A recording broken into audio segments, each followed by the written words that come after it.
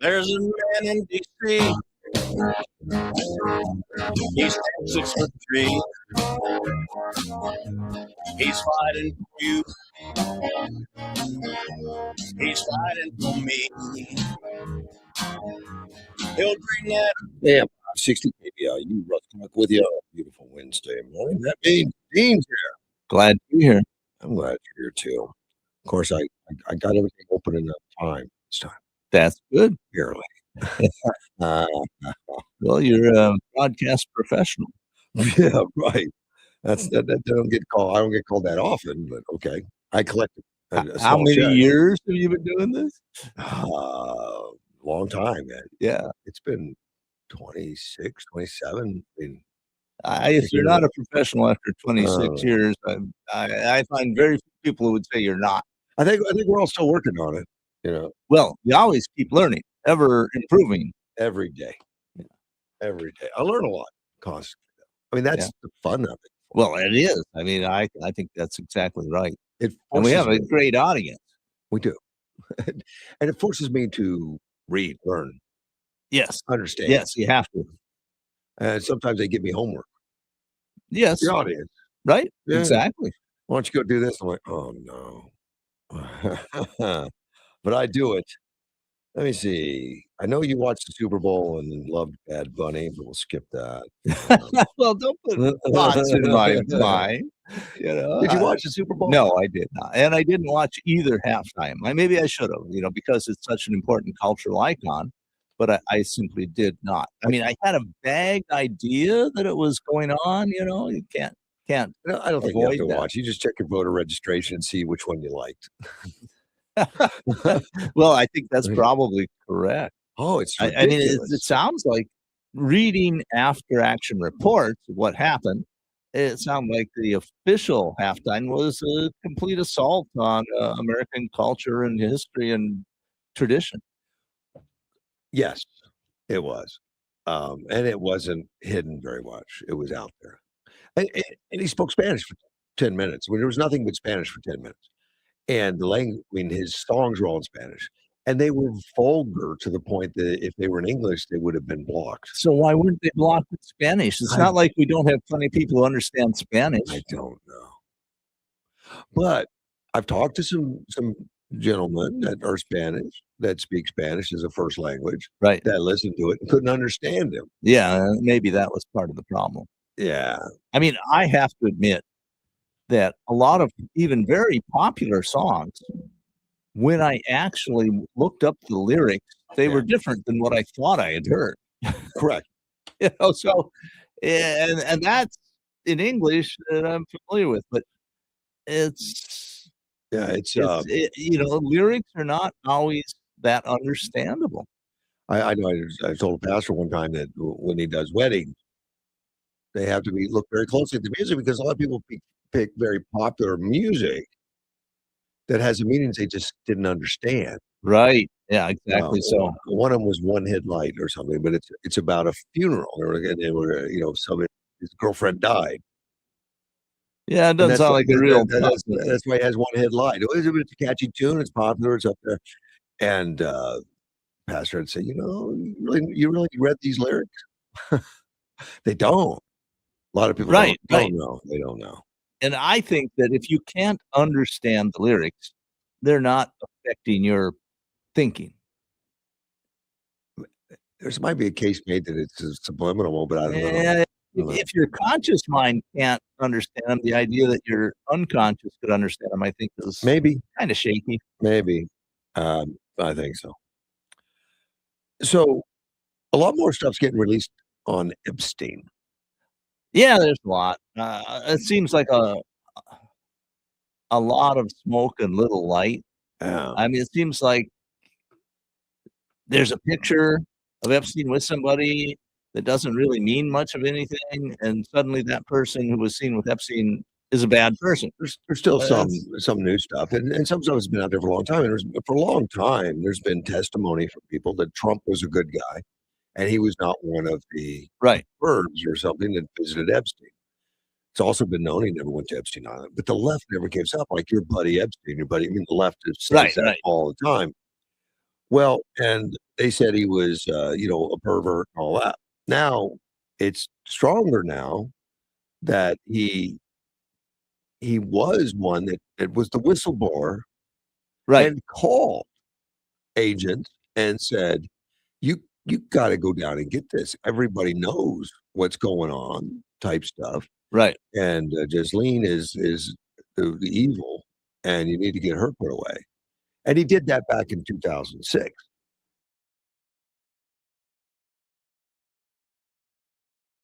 Gee, this went So before any political ambitions. so now you would think that just shuts the left down on all this garbage, but it did the opposite. Now they're saying, "Well, that's a lot like Watergate. It's what did you know and when did you know it? Like, how much did you know? And why didn't you give specifics?" Those kind of things are coming out. But he's already said he never went there. He's already said, but he was uncomfortable because he was in a room with Epstein and there were some girls. He said, "I got the heck out of there." But now the left is inferring, well, you saw things that you didn't report, or you knew things, specifics that you didn't report. No, it doesn't mean any of that. Yeah, of course. But, So what they're but when they say everybody knows, it's the tone they're taking is, we demand that you, as a Republican, have to be perfect. well, yes. Whereas our favored politicians can do anything and we don't care. But when he says everybody knows it, he means there's a lot of gossip, a lot of things going around, Sure. and he says there's something there. Doesn't mean he has details, dates, names. Exactly. But that's the way they're trying to frame it right now. Trying to frame it like, aha, so you did know and you didn't report it. It Wow. doesn't matter what he says, what Exactly. he does. Because facts don't matter No, in the no. in this political Machiavellian game of power. But he saw something that looked shady. He heard something that was shady Well, from I some, right. and he says, you're kicked out of the club. You're not coming in here." And he made an enemy of Epstein, and he turned him in. And then the people in the case gave him some sweetheart deal and let him off the hook. Right. Epstein. And Epstein spent time going after Trump, trying to destroy him. Yes. And the left's trying to destroy him, and they ignore all this stuff. They're just saying, "Oh, there is an Epstein connection." Right. Amazing. It doesn't stop. No. I mean, and all of this is it's just part of what we have discovered has been the modus operandi on the left, at least since the middle 60s, if not much earlier. I mean, this is I think a lot of journalists from, say, the 60s to the 90s thought they were fair and balanced, but Yeah, they didn't take into consideration that all of their thought was based on a progressive ideology. right. So what they thought was fair and balanced would not be fair and balanced to somebody like Rush Limbaugh, who could obviously see the bias in it. Well, and when you point out the bias, you're a racist. Right. So they're just angry. Because part of the ideology, like progressive ideology, is anybody who is not with us is evil. Yes. Because the way that this works is bad things only happen because evil people make them And happen. if you have an idea, That's the they ideology. don't wanna I mean, an idea outside their ideology, they don't wanna listen to it, they walk away, they Right. cancel you, Yeah. they hold up their hand. Well, exactly. I think it was, I could be wrong, so I'll preface it with that. But I think it was Jane Fonda who wouldn't read books or certain things because she was afraid it might convince her she was wrong. So she really had an understanding she could be. Yeah, Yeah. yeah. There were 6 names that were powerful billionaires on the Epstein list that were rejected for no reason whatsoever.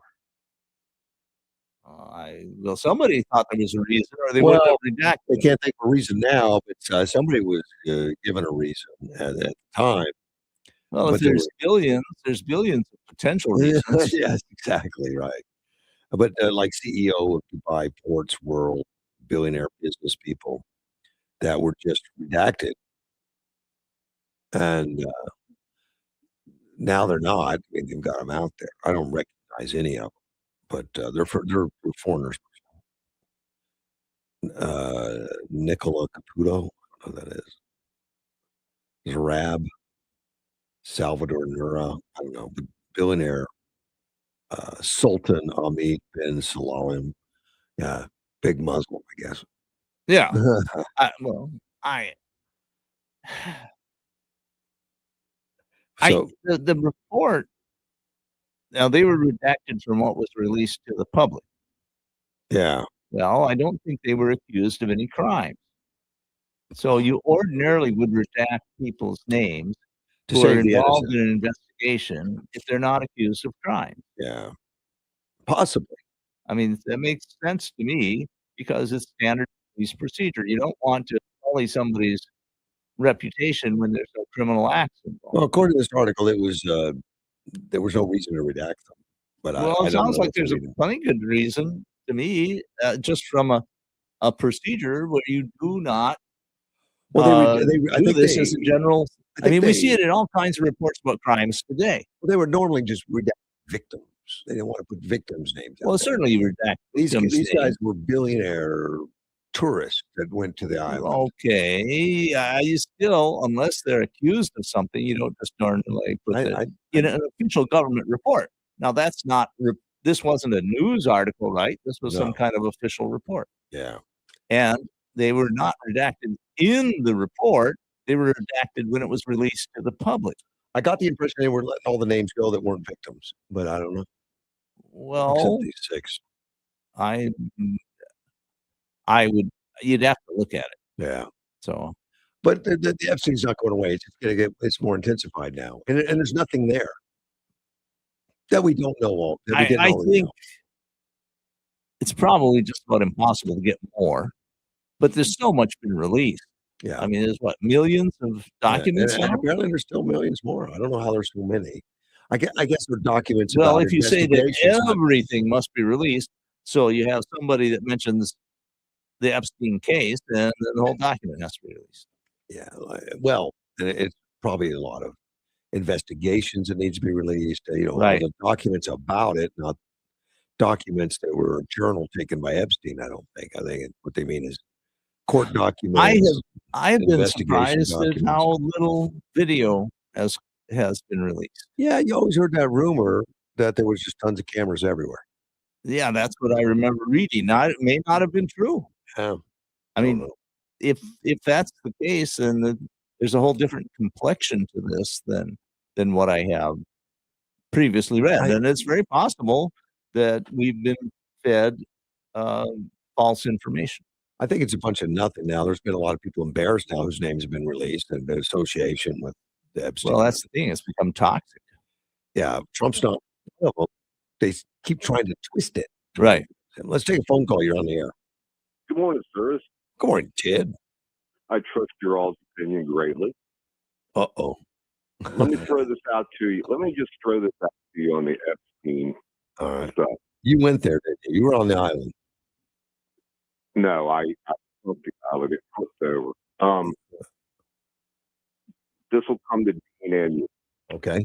Two of the biggest commodities when you're dealing with blackmailers: arms and state secrets. Catch my drift? No. Well, I think it's sex, money, drugs. No, I think it's arms and state secrets because his Maxine's father is high up in the English military. Very high MI6 up. or something, yeah. Yeah, but I'm not gonna disagree with you, Ted, in this particular Uh-huh. Epstein case, but there's a lot of extortion that goes on outside of intelligence operations. Yeah. Well, you name the big names financially, Sultan, blah blah blah. This is just was simple blackmail and arms dealing. Really? That would Don't surprise think me. I'd never heard arms come into this before. Yeah. I'd call it a enormous honey trap operation. That's what it sounds like, but who knows? Yeah, that's right. I'm not as certain as I Yeah, used to be. like I say, her father, who he is, and what he and Epstein was dealing with. This is arms and state secrets.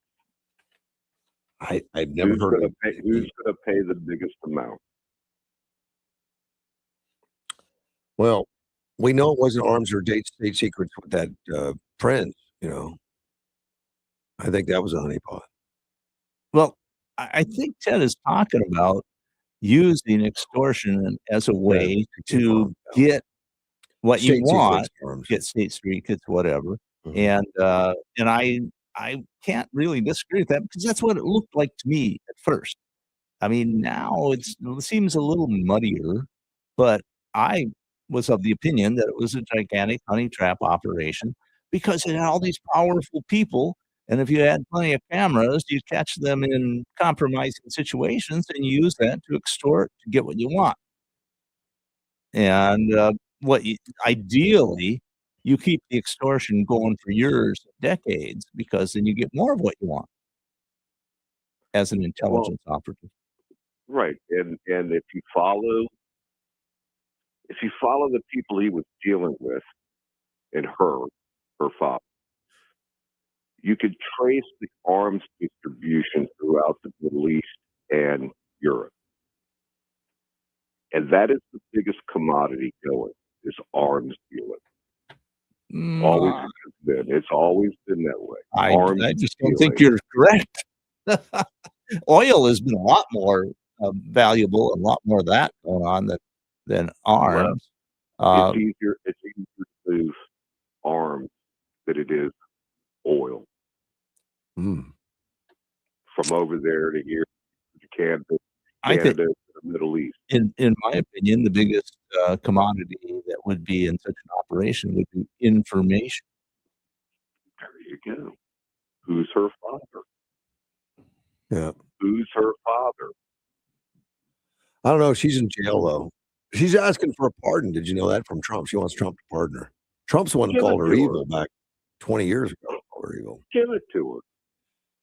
Follow what she does. I think it would Follow what just she does. I think it would just create more news for Trump that would not be positive. They'd say, "Aha, he was in on it."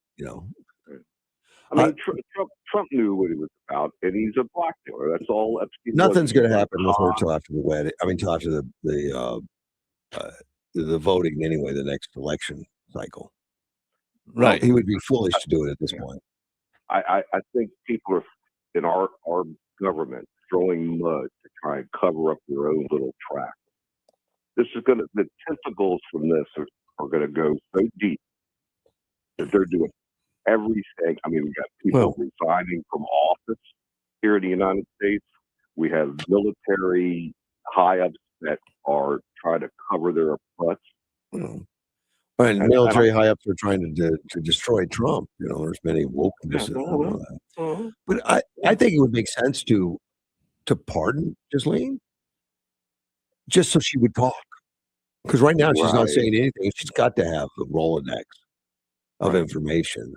I mean, I hate to be mean, but I'd put her in with some of the nastiest females in the prison system just to get her to talk. No, I would. They need to protect her. You don't want another. Yeah, just what we need is another suicide. Yeah, you don't want that. That's a easily used word nowadays.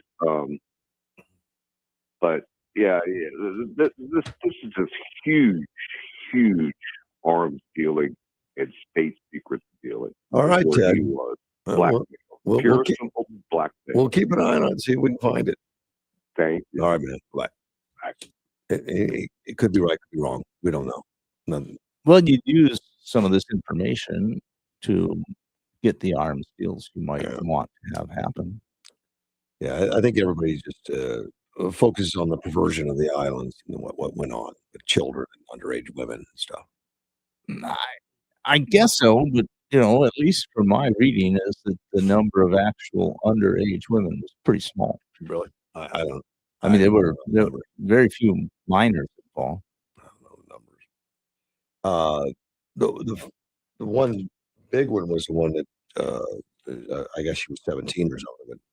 She's the one that came forward and said that Trump was a terrific guy. And she committed suicide. Yes, just recently, and I'm trying to remember. Yeah, I don't remember her name, but she was one of them that came forward and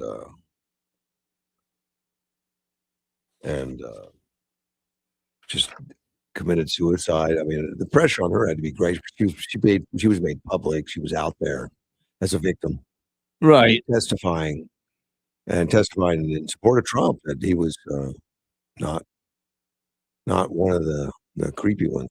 He's a Right. good guy. And all Uh, this is years and years after the fact. oh yeah, I mean this was back in the early 2000s. All that. I mean, he broke it off with Epstein by 2006. Right. You can't even Which come to is my place. 20 years ago. Yeah.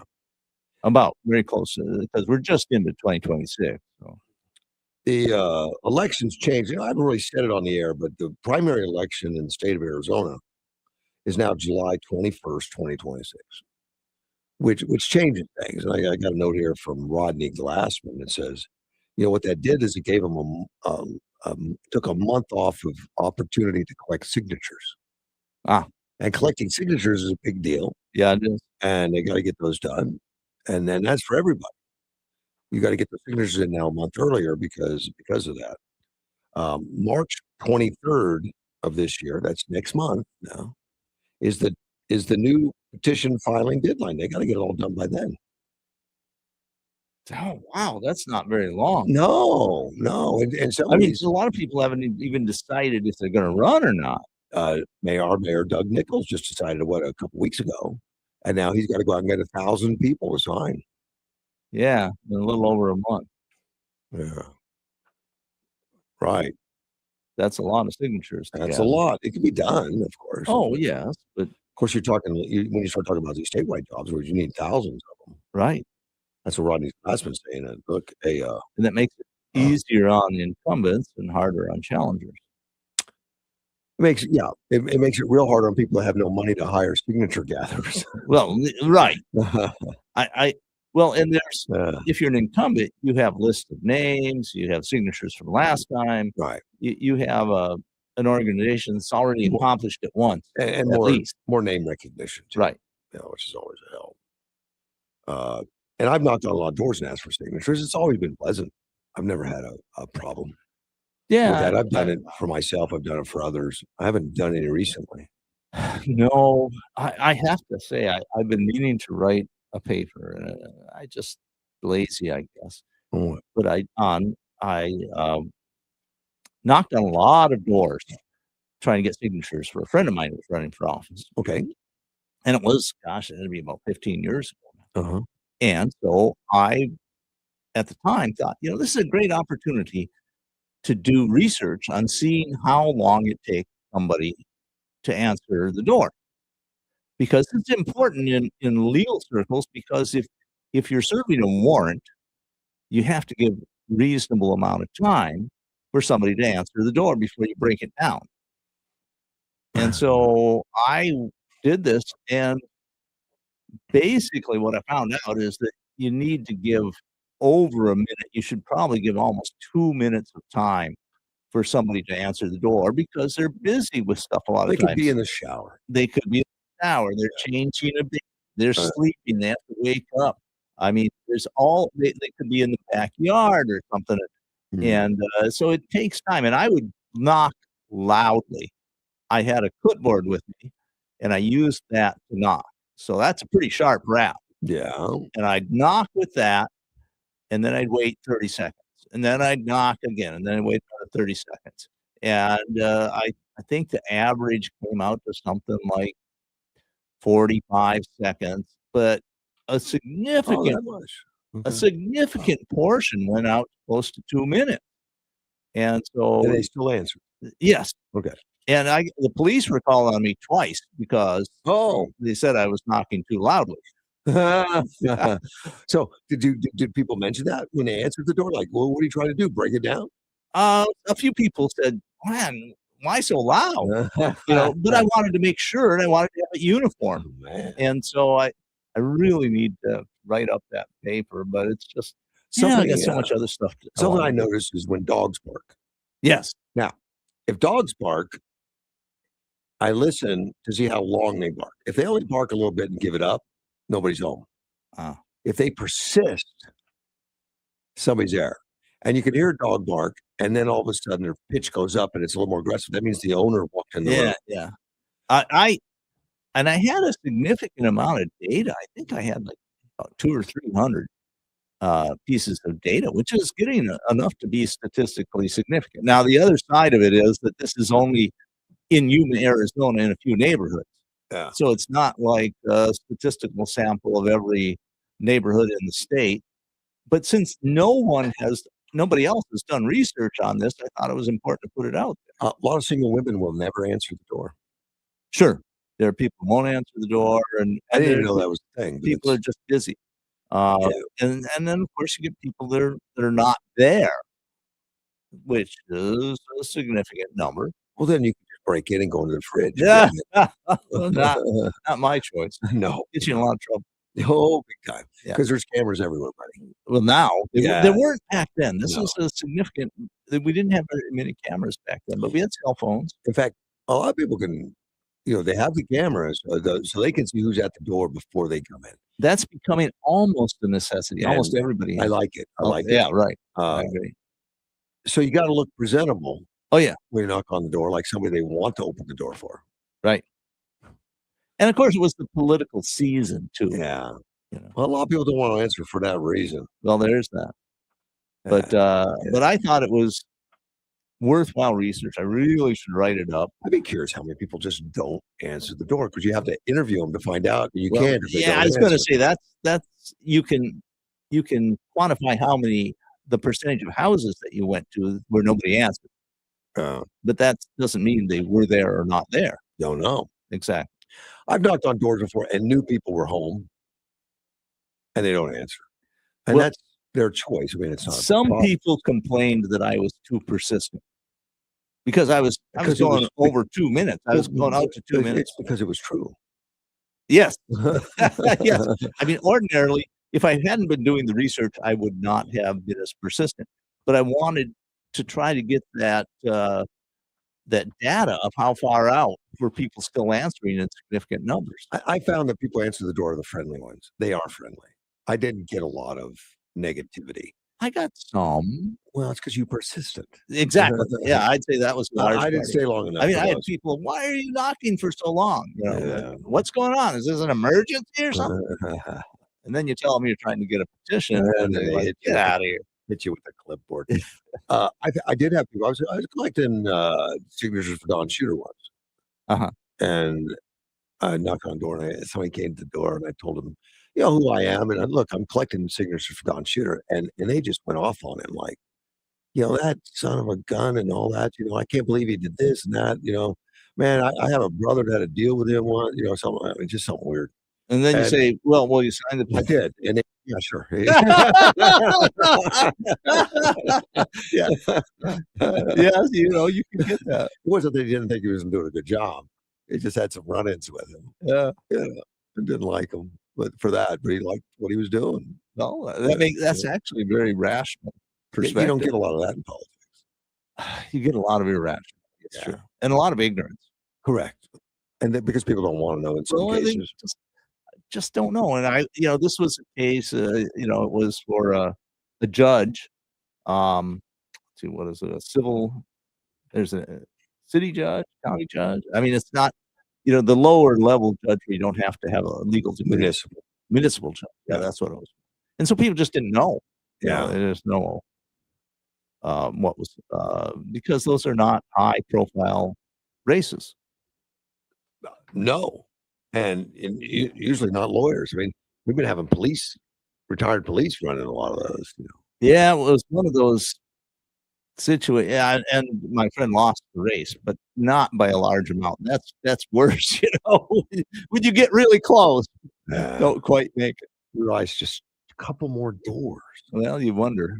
Well, doors are really important. If you get someone to sign a petition, they kind of have a commitment. Well, at least they know the name. Well, and there's something about it, like your name's on it. Yeah. So they take more time to go vote for that guy. Right. And they do. Not 100% deal, but it does do something. So a lot of these politicians look like signatures even after the deadline Yeah. Well, because it doesn't matter. it makes sense. Yeah.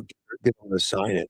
And I knew my friend, and I thought he would make an excellent judge because I knew him. I knew Well, his that's another strike against him. We super, don't need an excellent judge. super high integrity. Oh, integrity, that's worse. We'll be right back. For today, mostly cloudy, a high of 77, 52 and partly cloudy tonight.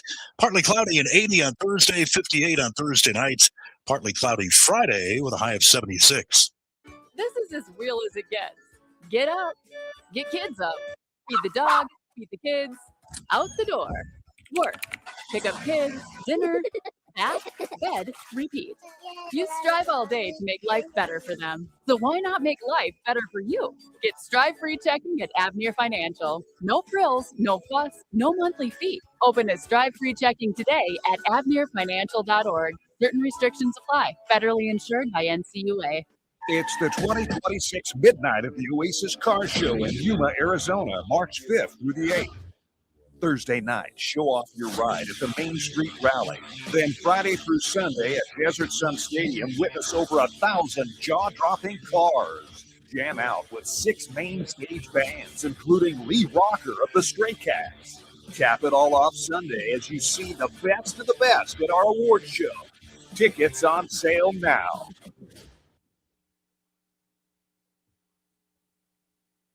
I'm Ed Evans, CEO of Consumer Cellular.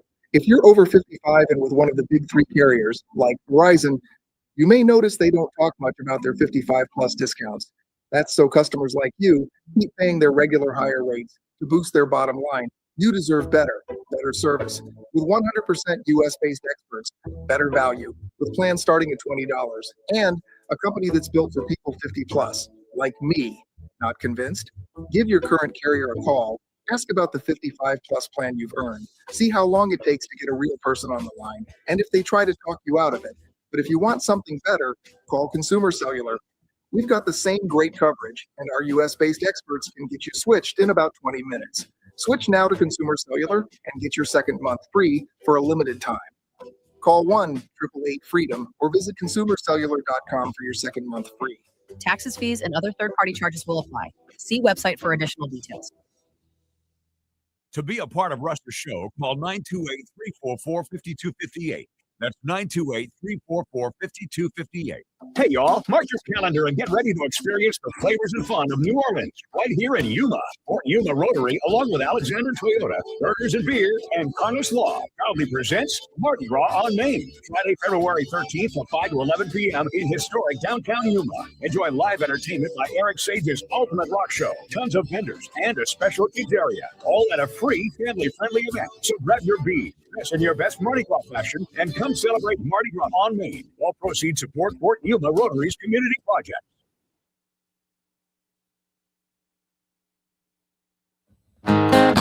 AM 560 KBL. You didn't decide to stick around. Yeah, I enjoy it here. It's a great show. And I have a caller on the line. Good morning. Well, good morning, fine sir. How are you, And Russ. Mad Mike? How are you, buddy? Good. I hate to disagree with Ted, although I often do. I was going to say, it seems to be a pastime, but go ahead. Yeah, him and OG, man, they both get me going. And I'm not even going to start there. There's a half a dozen of your listeners that I really disagree with, but we're all on the same team for the most part. So I'm just saying that he threw around the word suicide as being too easily used. I don't know that it's easily used, but unfortunately, it is more out there, more publicized, more. I don't know what the actual counts are of, actual suicides. It's very unfortunate to hear about this. You mean other than Epstein? Well, yeah, I think I see where you're going. Other than that dork. I think that's the most I ever heard suicide in my life because it became a big meme. I did not commit suicide. I did not hang myself. Yeah. I've seen all kinds of memes on that, like a Christmas ornament with his Epstein's picture on it, and saying this ornament did not hang itself. Right. I agree. That dork was taken out by Hillary or the Clintons in general. They're known for that type of thing. Well, I just think that's coincidence. No, but Whatever. That's my theory. And I'm sticking to it. But I don't know what the actual rates of suicide are compared to 50, 100 years ago, even 20 years ago. But it does seem to be like it's talked about a lot more. Yeah, and there's this thing called contagion, media contagion for suicide. And what happened was that there were some highly publicized celebrity suicides that used a particular method. And erotic. And whatever. Then what happened was that a whole flurry of other suicides happened using the same method. So what people figured out is there was media contagion, is that people who were thinking about suicide because suicide was associated with this celebrity, then other people would commit suicide using the same method. And the media actually got together and said, let's not publicize methods and make a big thing about these celebrity suicides because other people are committing suicide because of it. And the reason I found out about that is because we see the same thing with these mass murders, is that you get media contagion. Oh, sure. Yeah. Or shootings, school shootings. Well, yeah. Same And I don't know if you know, but this morning I woke up and started reading, and there was a mass murder at a school in British Columbia, Canada, at a small town, 2,500 people. And it appears this young, I guess, well, I don't know, I'm guessing between 18 and 20, I don't have the age, trans person killed, apparently, they said 2 people at his house. I'm presuming they might have been his parents, and then another 7 at the school, and then himself in Canada. I haven't heard anything about it, and I doubt it will be highly publicized. I saw several articles. they try to mask the trans part is what they'll do.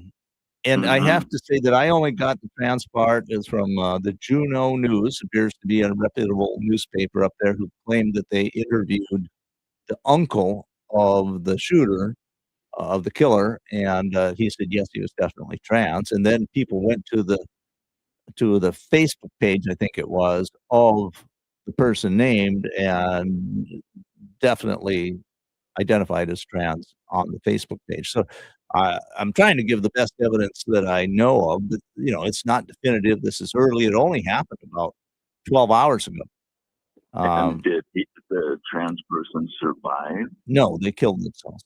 Yeah. Okay, yeah. So that was suicide. Yeah, and it was a bunch of other people. Yes, and that's pretty common in these school killings, mass murder. So we will probably be seeing a lot more today about it. But I'm a little hesitant because this was very recent. Like I said, less than a day old, and we are, and this is all out of Canada, in a relatively remote part of British Columbia near the Alberta border. But what we see is that it appears that this media contagion, where you have someone do something because they want to get their name recognized in the media, it seems to be a huge part of these mass murders. We know clearly that in that the mass murder in Tasmania, part of Australia, in 1996, that the person who did the killing there in court repeatedly asked his lawyer, did I break the record? I mean, obviously he was pushing for fame. That was his way to get to fame, was to kill a lot of people. It's mental illness. It is. It's but our with it media in just keeps transgender as well as that. the I tend to suicide. agree. So if the media would put the same dampers on reporting on these mass murders as they put on for suicide, the suicide effort was very successful. These clusters of copycat suicides were reduced significantly by the media's willingness to Sure. downplay or not glorify that situation.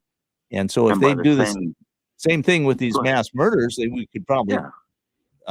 at least one academic paper claimed they thought they could reduce those type of mass murders by something like 70%. I believe it. And by the same token, if they would quit all mainstream media, whatever you want to call it, quit pushing and glorifying trans, there would be a lot less of that mental illness being spread as well. I think you're correct because we saw that when this became under DEI, a way to fame and to hits and that the numbers went up enormously. Mhm. That it was amazing, and I don't have the exact figures, but I think the numbers were like it went up 100% No. for certain categories. I think young women particularly. Yeah. And what has been Russ mentioned, he thought it was up like 1,000%. Death threats against ICE agents. I actually heard reporters it was 8,000%. Yeah, I think that's probably closer from what I The remember. death threats are 8,000. The actual attacks are 1,000 or 1,300. Yeah, And from percent. publicized. We're talking Up percent. 1,300%. Yeah, up 1,300%. Yeah, I think that's contribution as well. Or Yeah, oh, media. absolutely. The power of the media to mobilize people, Yeah. to normalize what otherwise would be considered aberrant behavior. It's obvious to people who watch. Mm-hmm. All right, I'll let you There you guys go. continue on. Did you see the screenshot I sent you of the hanging the ice post? Yes. Okay, Thank you, we'll sir. maybe talk about that another day. I got to go drop off this Starbucks coffee. Have fun, man. Bye. Mad Mike dropping off coffee in the morning. He's got all kinds of windshield time. Yes. Listen to the radio. Well, I think that people who are long distance drivers for whatever reason often are very well informed because they have all this time to fill. And at least for me, I would try to tune into talk radio so I could be informed when I was on long drives. Yeah. I used to be a sales guy, and I was driving a lot at night too. I mean, I was George Norrie. Well, yeah. Yeah, a lot of that. Now I'm trying to think. It was Art Bell. Art Bell. See, well, it was Art Bell. I preferred Art Bell. Well, that's who it was at that time. I was listening to Art Bell. That was He before was, George he Norrie. was brilliant, and he made a fortune at it too. There's a trans man that competed in the Olympics As a woman. really? There's Well, there was this one where a boxer, I recall, who is not competing. Well, now he has been said no. That was one a couple of years ago. and that was a kind of a particularly odd case, I think, where it's one of these rare people that had like 3 chromosomes instead of 2 or something. But they knew it. They knew it all along. But at the time, they said, "What are you talking about? I was raised woman. I am a woman. There's no." Well, now last year, that same boxing guy that's a female looks like a guy in the boxing ring for sure, Right. and punched out Right. an Olympic athlete, and she quit. I'm done. Just hit her in the face once, and that's just stronger than anything a woman can do. And now he's admitting that he knew that he had male chromosomes. He's male. He knew it, and now he's barred. Now he can't do anymore. I mean, we're going anti-woke in a lot of ways. I think we are, and I think it's important and overdue. Yeah, but there is Ellis Lundholm is she's in the Olympics as a skier. She's a Swedish mogul skier. She's transgender. Identity is a man. But when she signs up to compete, she's competing in the women's category now because she Okay. prefers it. Yeah, And they don't make a big deal about it in the left wing, man. because biologically she's a woman. Yeah. Well, and that's where she should be, Right. and it should be a big deal. But you still call her Mister. No, Well, okay. and I mean, people have all kinds of psychological problems. but the press didn't go highlight what a hero and all that kind of stuff. Ignored it, just ignoring it. Yeah, because she She not doesn't fit. advancing their narrative. Right, doesn't fit what they want. They want, well, sex doesn't matter. It's what you think does. And that's just dangerous to women. Well, it's It is. dangerous to everybody because it's a inversion or maybe a perversion of reality. Yeah. So he's competing in women's freestyle skiing, which is weird to say he's competing, but that's exactly Well, what it is. That's what they say in the article. Well, in the article, We could say she is competing. and it is she. Yeah, but the article is pointing out the ridiculousness of of the whole scene, the whole thing. Right. And not that anybody cares. I mean, she did the right thing, saying, "I just Well, want to the Olympic athlete who got knocked out of competition because she was competing against a large muscular male, I think she, was concerned about it, Mhm. and rightly so. And then there's another Nikki Hiltz, biological female, competes in the women's category. Unlike Lundgren, though, she claims to sometimes feel like a woman and sometimes feel like a man. So she'll change their pronouns they them because she doesn't know what morning. But it seems like every morning she wakes up to go compete, she's a woman. Well, like I said, there's people of all kinds. They're very fluid. They're much more fluid in their mental condition than they are in their biological aspects. Yeah. That's crazy. Have you watched any Olympics? Well, not recently. I have. I've been watching, well, because Helen likes it. So, and I've enjoyed it and enjoyed watching. Sure. I think there's some excellent And competition. but of course some politics is in it, and there shouldn't be. Should be just I've read some of the articles. but these skiers, there wasn't one was a skier guy, Hunter, that of course doesn't like America because of certain things. So he said he had mixed emotions on whether he wanted to Representative. represent the United States and all that. Just because I have a flag on me doesn't mean I feel good about everything and all that. And Trump just called him an idiot or something. And I guess a few people got to it, because now he's trying to backtrack. Well, okay. Not completely though. Yeah, well, But I mean, he's put himself in a it's not difficult situation. it's not an apology. It's more like I love America, even though they don't do everything right. Oh, That's that still- applies to, I mean, there's no country on earth that is perfect. But you don't go out and say that. I mean, if you're No, Chinese, you go out and say, "Hey, I like Chinese, but they don't do everything right." You get You're going- yanked right away you're if going you're in home. China. Never heard from again. Yeah. I'm not advocating that. I would not have been brokenhearted if they took away his spot to compete, because it's about countries competing. Well, that's it. I mean, you are representing a country. That means something. And all these people should represent their countries to the best of their ability. Yeah, I read. And you don't do that by going to a microphone and trashing your country on the foreign soil. You just don't. Well, it's just bad form. I It's mean, be- if you have this type of stuff, you can keep your mouth shut. It's become a way of life for us, though, because with celebrities do it all the time. I mean, they can't collect an award without talking about something they hate about America. Well, yes, I think it's far more prevalent in the U.S. than anywhere else because we have freedom of speech. I mean, and our freedom of speech is very strongly protected. In most of the rest of the world, you don't have it. You don't have it in England anymore. No, you can go to jail. I mean, Canada is much more restricted than it is in the United States. Look what they did to the truckers. Yeah. We're going to close all your bank accounts. We Yeah. don't like this protest. They don't like what you're saying. Yeah. And they did. They did and got away with it. So And there's just a whole lot of countries that do not have.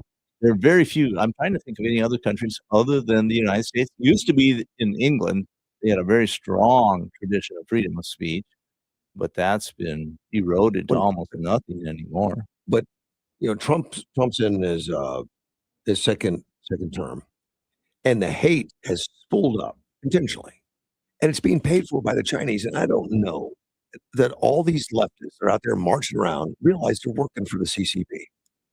Well, a lot of them would love that. Maybe. I mean, the CCP, I remember hearing leftists say about how wonderful China was. It was so much better than the United States. And this was back during the period when they were killing off tens of millions of their people. Yeah, but once a lot of Chinese get asylum in the United States, they speak a different tune. Oh, they do. And But they couldn't do it before. I'd recommend to anybody who wants to try to keep up on current events, I subscribe to this, the Epoch Times. I do too. And they have excellent coverage, and they're mostly run by people who fled China. Yeah. So they have a little more emphasis on Asia, but I found the reporting to be very good. I mean, it's not just one-sided. They actually push hard on facts. They've had a big presence at CPAC every year I've gone up. So I've interviewed multiple people from Epic, and really smart, great people on the streets. Very sharp. And they know that they really stick their neck out because Chinese operatives are everywhere. Oh, yeah. I mean, I may have mentioned that when I was I covered January 6th at the Capitol for Amalan. You never went to jail for that. That's amazing. Yeah, I often wondered, but I put out several articles, audio recordings, video recordings. I mean, I covered it intensely. And but the people that I was most impressed with, who had the best organization, the best discipline, everything, were the Chinese dissidents. They had a large presence there, and it seemed like they just had so much experience with protests that they knew exactly how far they could go and what was dangerous, and they wouldn't do that. I mean, it was brilliantly executed. And I think I even maybe wrote an article saying that because I wrote several. But they were the most impressive. Now, and they were not involved in entering the Capitol at all. What I saw from them is they had vehicles with signs on them that were traveling in circles around the Capitol. Oh, the traffic was flowing at that time. Well, it was somewhat limited, and you couldn't go in a direct circle, but there was you could go a sort of circuitous right or back and forth. These vehicles were there, and they were very obvious, and it was very well coordinated. But they did not attempt to go into the Capitol. They did not participate in the confrontational protest that happened at the Capitol. I just was very much impressed with them. I'd really like to see a list of the people that did get involved in confrontation. I wonder how many of them were FBI operatives. Well, it appears that there were a significant number. I've heard the number of a couple hundred. I was there, and I've been at a lot of different demonstrations in different places. And a lot of them was my campus experience back in the 70s. But this was not a well-organized protest at the Capitol on January 6th. It was chaotic. It was disorganized. There was no leadership that you could tell. There were people trying to get people to go different things. That sounds like FBI operatives, though, to create it. Because it wasn't really a central force from Trump doing it. There were people who worked hard at getting into the Capitol who were not FBI operatives. I'm certain. I interviewed some people. And, I'd say most of the people there were just extremely upset and believed that the election had been stolen and that the Congress should take it over. That it should have went to Congress and they rejected it and sent it back to the states for verification. Right. That's all it was. That's what they were pushing for. They call that an insurrection. That's not an insurrection. But it was not. It was just not well organized. Like I said, I've been to a lot of these, and usually there's some kind of leadership, but that was not the case. If Trump had decided to have a protest it would have been organized. Oh yeah, I agree. And that's just another clue. He didn't do it. Well, and he was not pushing for Protest. any kind of violence. No. He said, go down to the Capitol peacefully and protest, the election. I think We're running out of time. I'm glad I looked. I would have missed it. We'll be right back at 7:00 AM 560 KBLU.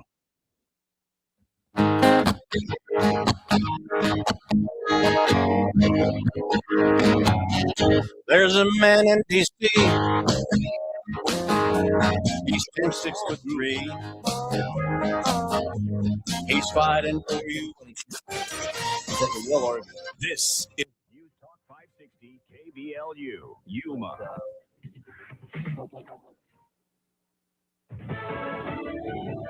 More hiring, less unemployment. I'm Dave Anthony, Fox News. We just got that update of the economy with numbers better than expected. Job growth picked up in January. The Labor Department says 130,000 new jobs were created, double most estimates. And the unemployment rate declined to 4.3%. The report was delayed by this year's partial government shutdown. That's Fox's Jenny Casola. There's also been a big revision in the amount of jobs created for March of 2024 and last year revised down by hundreds of thousands of jobs. It's day 11 of the search for Nancy Guthrie. The man's been questioned, telling Fox right after what would they ask you about? Okay. Where do I work? Where do I know that? This man, Carlos, told our Matt fan that he was picked up at a traffic stop in Rio Rico. They questioned him. They searched his home. They took his cell phone before ultimately being released. All of this came hours after the FBI released chilling images of a person at Nancy Guthrie's front door covered head to toe with a ski mask, jacket, gloves, and a backpack. That's Fox's Lisa Coney outside the Guthrie home in Tucson, where the 84-year-old was kidnapped. We just got this update a few minutes ago. The airspace over El Paso, Texas, has been reopened. Last night, the FAA announced that they were going to cancel all flights to and from El Paso for 10 days, citing a security concern.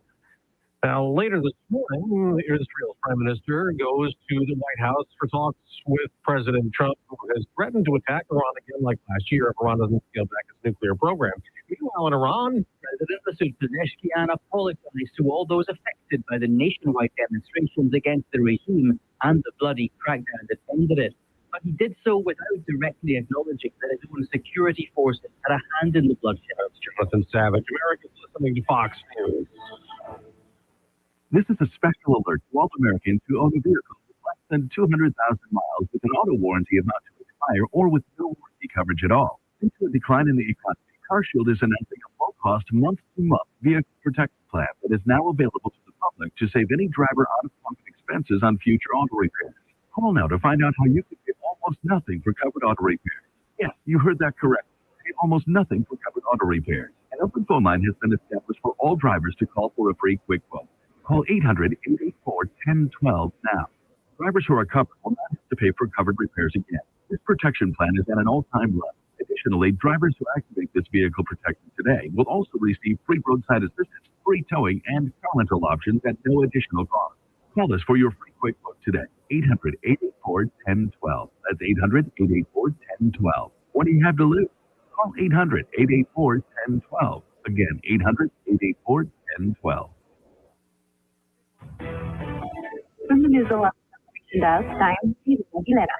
The victim in the hit-and-run crash on Monday morning has died. Yuma County Sheriff's Office says 31-year-old Jesus Velasquez died from his injuries Friday afternoon. Meanwhile, a second victim, who is a woman, is in stable condition in a Phoenix hospital. The crash happened near East Town 18th and a half Street and Avenue 3 East. The driver of the monster ran away, and police are still looking for that person. If you have any information on this case, you're encouraged to reach out to Wesley So or 78 Pines to remain anonymous. Plus, a car crash on 4th Avenue and 22nd Street near the post office in Yuma.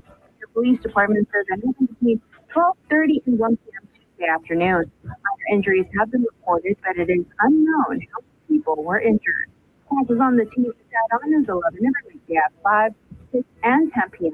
For your latest local weather and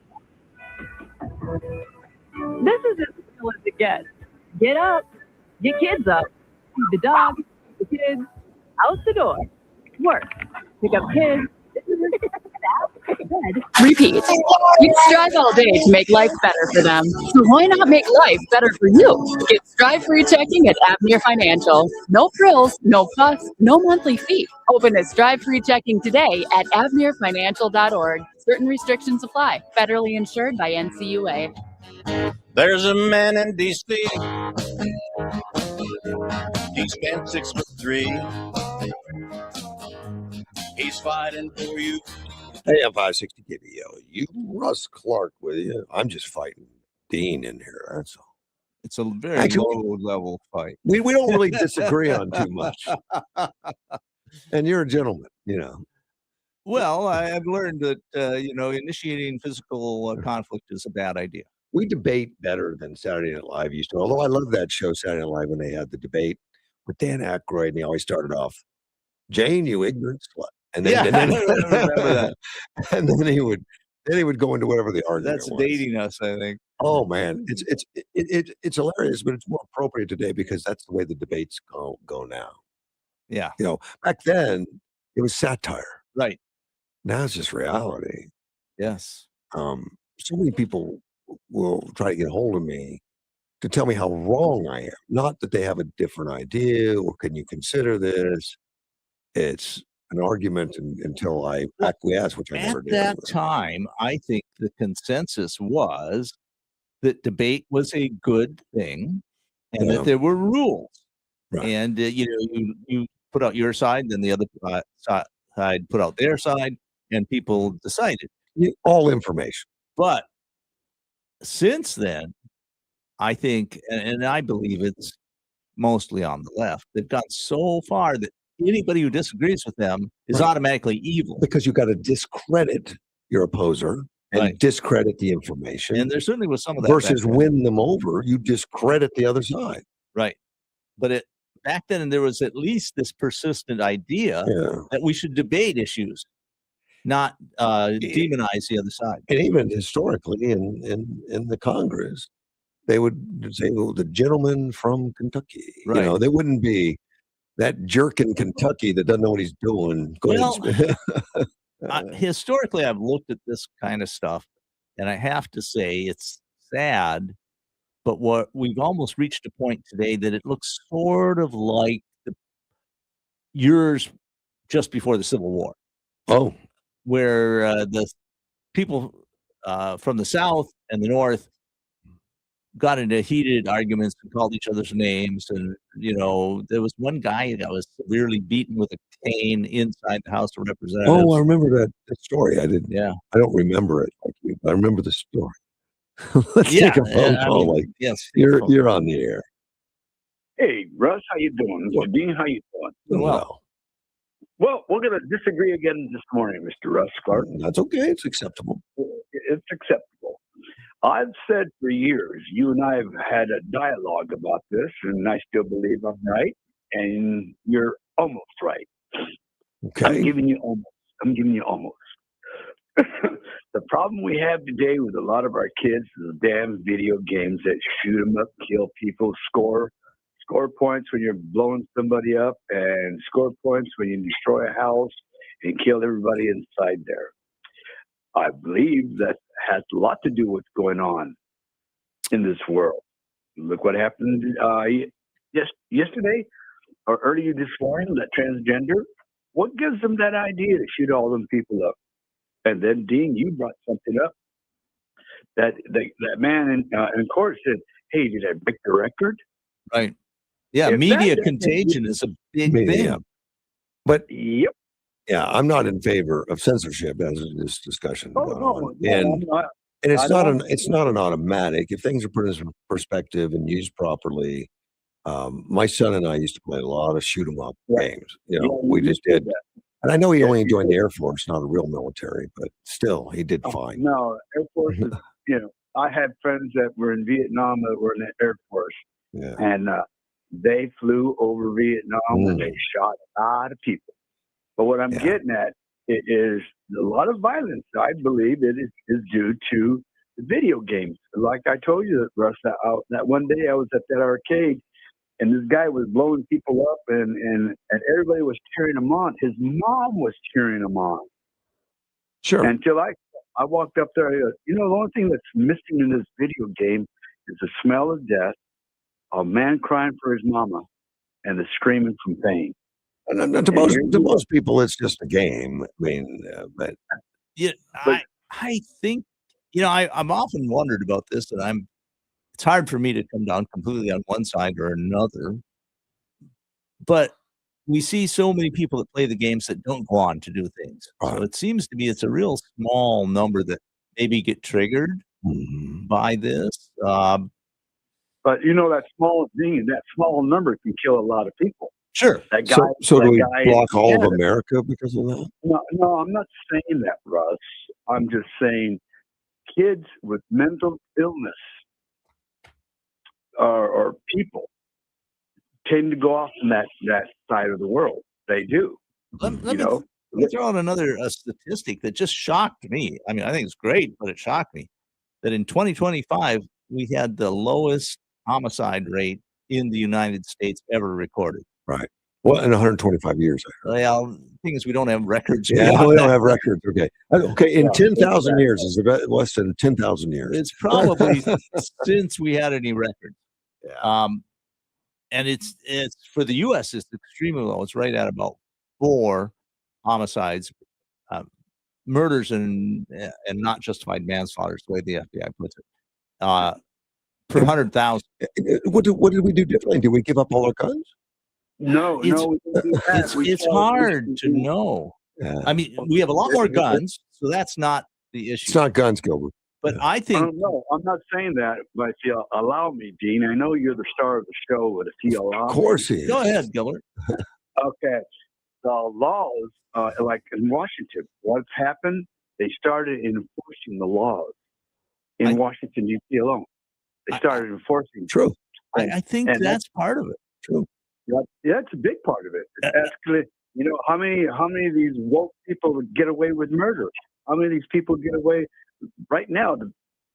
One of the biggest things we're seeing and allowed to happen is to shame our country. You got congressmen, throwing out the F-bomb anytime they want, the senators, and you got the one foreigner who's a congressman putting down America.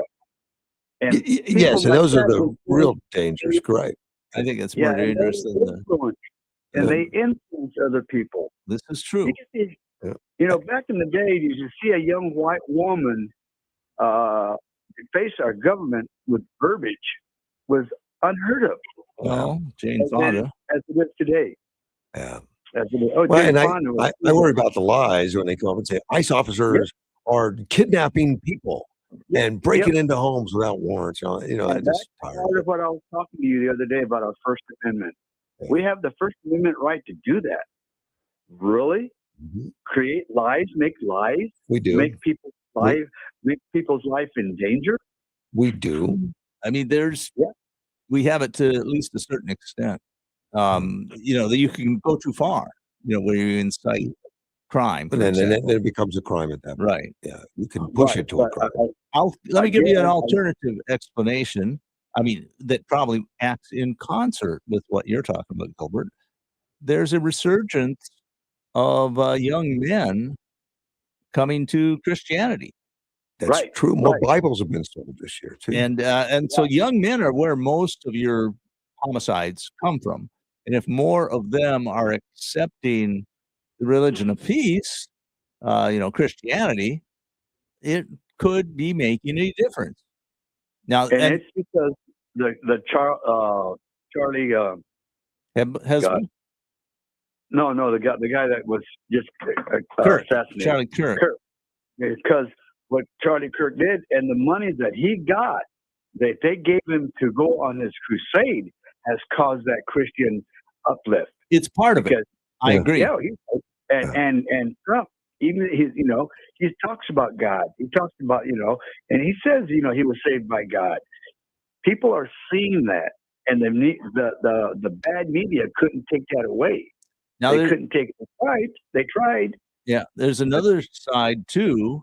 and that is that you'd think there'd be more murders solved, and that would be part of this, but it's not. We're seeing the closure rate for homicides has not gone up. It's pretty low historically, and yet we're still seeing these fewer homicides. And I think part of this too is the fear that people have that they might be caught is greater than the actual possibility, because you have President Trump putting out agents into neighborhoods that have high crime rates, Right. and the news is covering this all the time. And Nancy Guthrie right now is being covered like crazy. And you have the cases where a significant amount of homicides have been done by illegal aliens, and that they're now illegal alien criminals, I think, are kind of lying low at the moment, and have been since Trump come in office, because they don't want to be deported. So I think those are all factors that could play into this really low homicide rate we saw in 2025. It's a lot. I'm seeing a lot of things happening. Look at all the truck drivers that were taking out the highways. Oh yeah, because of what's going on. Because we have a president and we have a government now that's starting to say, "Wait a minute, this is for we the people, not we the illegal aliens or we those that want to corrupt. It's we the people that want to have a strong, healthy life." And that's why we're seeing what we're seeing now, because we're tired of it and we're starting to stand up. Yes, we're starting to stand up, speak up, and I still, like I said in the beginning, a lot of what we're seeing, I blame video and I blame media for well, I think there's part of it. That's part of it. I mean this, and I'm just going off early reports.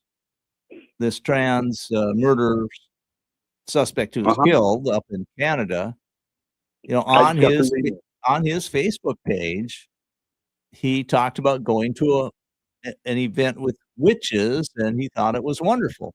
Well, that shows that he did not take Christian morals very seriously. He also had there's a picture of him with a rifle. I didn't see that. Can you tell what kind of rifle it is? I can tell you it's a carbine. I can tell you that. It's not an AK. Was it bolt action, lever action? I saw it looks like I'm not gonna say, but it looks like a carbine. So a short rifle. Yeah, but he has a picture with him smiling with his rifle. Well, a lot of people take pictures. I've got lots of pictures of me with God smiling. Dean, we're talking about a young man that took.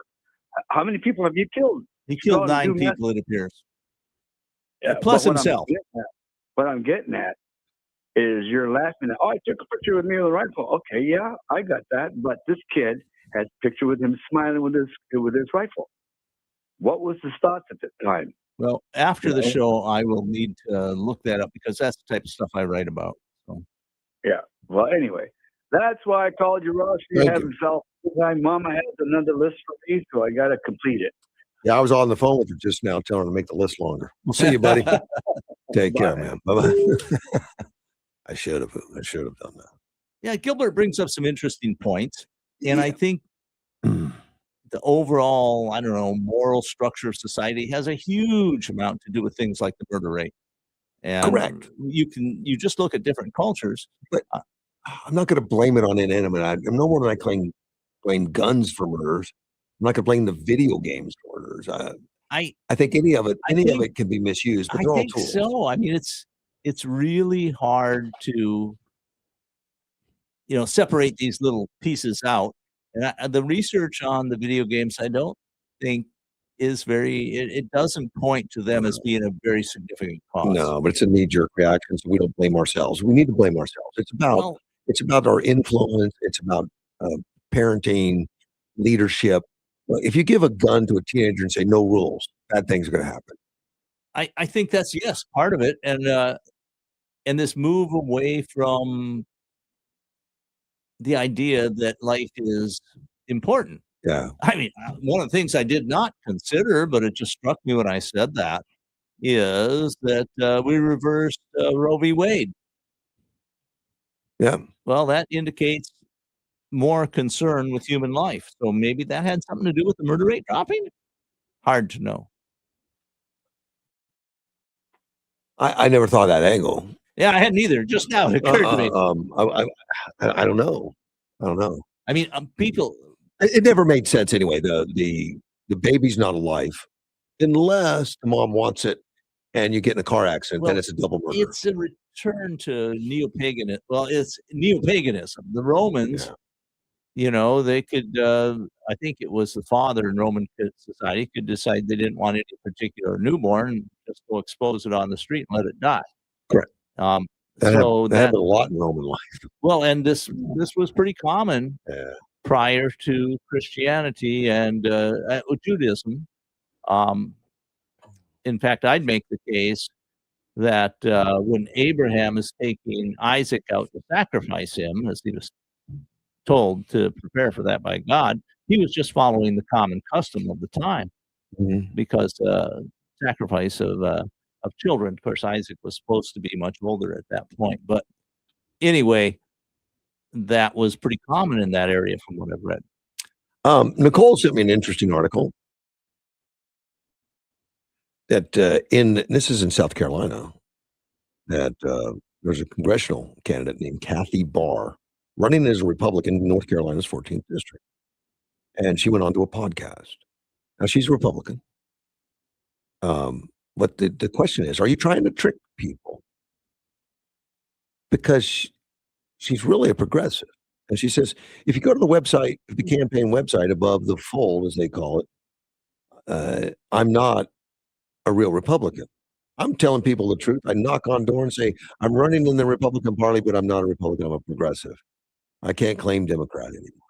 So this is someone that can't claim Democrat because the progressive stuff doesn't work, but yet she's still a progressive, just run for Republican. And she says that because of the way the congressional districts are done, she can't run as a Democrat and win. So she's running as Republican. Well, that's not uncommon. Really? I mean, it's uncommon for her to say so, but there are a lot of people that run as Republicans that don't agree with a lot of the Republican Party platform. She said the general election's already been decided, so the primary is the only competition. And we've got a lot of districts like that.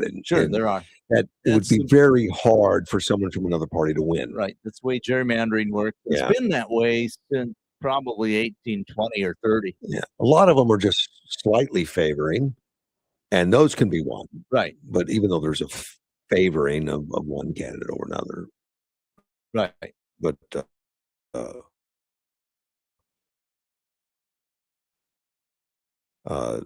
there's some that are so heavily I weighted. applaud her honesty. Really? I don't like her. Progressive, but I'm running as a Republican because the only way I have a chance. That's kind of refreshing. Well, hopefully she doesn't win because she is a progressive. Right, exactly. And she would not be helpful to President Oh Trump. no, because she would caucus with Democrats. Maybe, probably. But Yeah, how could she not? I mean, if she did, if she wanted to throw a wrench into Republican, it works. She might. But she's already out. Outed herself. Yeah. So there's no way they're going to bring her. I just don't see to that the she has table. much chance of winning that. And if she did win, she would be so ineffective because who's going to want her? Well, The Democrats she turned the back on, and the Republicans she's lying to. but she's being pretty open about it. She's being open about her lies. Yeah, right. Well, I guess you could look at it that way. Well, there's going to be people that vote for her that don't realize she's a Well, that's progressive. it. I mean, that's the dangerous thing is that people will vote for the R thinking they're getting one thing and they're getting something completely different. Right. Because this is just a primary. Right. And we'll see what happens on that. But that's interesting that somebody turned their back on a Democrat. I can't be a Democrat anymore, but I still love their ideals. So what? I mean, how could you still be a progressive? Because the Democrats become heavily progressive. The progressives are running the things now. They're telling Chuck Schumer what to do. I agree. And they've gone so far to the left that I think they're being rejected by most Americans because it's just too extreme, too silly. But don't count them out, man. They're not done. I mean, No, they have tremendously powerful allies, and what used to be the dominant media is still got a lot of power. Yeah, I don't buy into these doom and gloom stories that the Democrat Party's done with. No. they're going to be a problem. I think it could happen, but it might take at least another decade. Kristi Noem. President Trump says she's done a great job. Well, and there's a lot of polls that just that the average American, more than 50%, says she should be replaced. There's a huge push on there that. is, but Trump doesn't seem to see it that way. But anyway, there's a Right. We've always had one on Cuba. Right. Trump took it off. Biden put it back on. I think. Now it's back off again. I think. I'm not sure. I'd have to keep track of that. Well, it was originally put in during the Cold War, Right. For people who managed to escape the totalitarian regimes in Russia or Cuba or wherever they were from. So I think as the rule went, if you made it to shore with your feet on dry ground. That was particularly for Cuba, as I recall. Cuba. That was Cuba. That if you made feet on dry ground, you made it. If you were standing in 1 foot of water and they got you, too bad, Matt. Better luck next time. Yeah. You're going back home. And then there's that transition zone at the beach. The waves come in and out. At what point did they put the handcuffs on you? That's right. Better have a cameraman. Exactly. Where were you? The Ninth Circuit Court of Appeals issued an order freezing a lower court ruling that would have vacated the Department of Homeland Security, Kristi Noem's decision to end the protections. And she was into the protections for Nepal, Honduras, and Nicaragua. And then, of course, the courts are jumping into everything. I mean, that is a... And the Ninth Circuit is a hotbed Oh, of my the leftist ideology. The court found the government was likely to succeed, though. But okay. On the grounds that the DHS decision was not arbitrary or capricious, suggesting the decision-making process was rational, the government is likely to prevail in its argument that the Secretary's decision is making progress in terminating TPS for Honduras, Nicaragua, and Nepal was not arbitrary, not capricious. But the Ninth Circuit Appeals issued a free order freezing the lower court's ruling that would have vacated. Ninth Circuit came in favor. Okay. So the Ninth Circuit vacated the lower court's preliminary injunction. Yeah, even they said the logic doesn't add up. Right. So it was Kristi Noem got the protection lifted. Now, I didn't know anything about these countries and what the TPS was for, whatever the temporary protection status. But originally, when it was issued, Nepal. So, and these are supposed to be temporary by nature. So during the earthquake rebuild or whatever, are you telling me that earthquake 11 years later is still affecting them? Well, it may be, but nowhere near as much as it did at the time. And then Honduras and Nicaragua received protections 1999 after a hurricane Mitch. And Tricia McLaughlin, the assistant secretary, noted that last August, the TPS protections were always intended to be temporary. I think it's in the name. It's called Temporary Protected Services. Yeah. What's the date? When does that end? But yet they get sued. They win in lower courts. They have to go to appeals.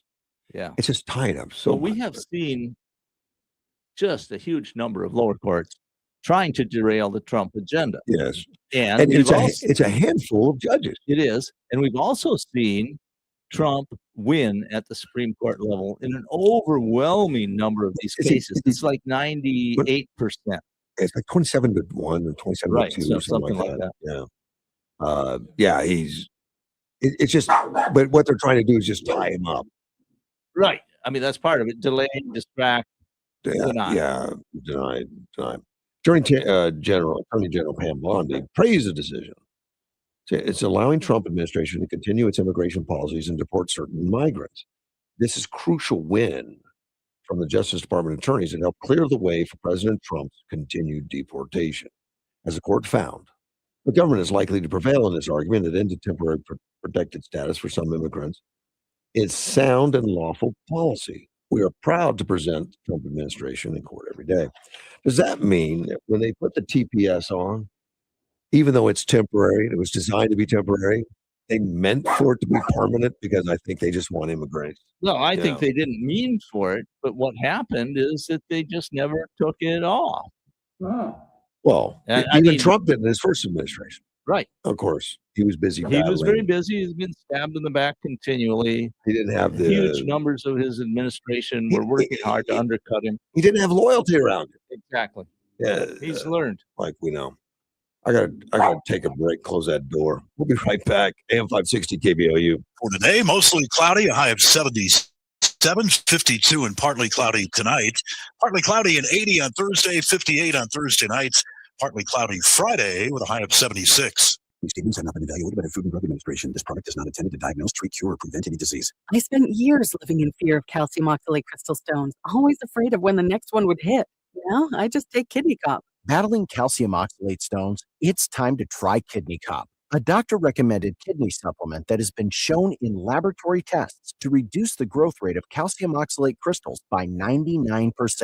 Get Kidney Cop today at Amazon.com, Walmart.com, or KidneyCop.com. What's up, Yuma, and hello, Russ Clark Show listeners. Johnny Porter here, and I just made the switch to Allo Fiber, and it's a game changer. Lightning fast speeds for streaming, working from home, and gaming. No buffering or slowed down speeds. It's time to ditch the glitch and switch to Allo Fiber. Listen to KBLU from 8 to 9 every Monday morning to Life, Death, and the Law. Sean Garner and Adam Hansen discuss estate planning options. Learn how you can plan your estate using a will or trust to protect your family and secure your legacy. That's Life, Death, and the Law every Monday, 8 to 9 a.m. on 560 KBLU.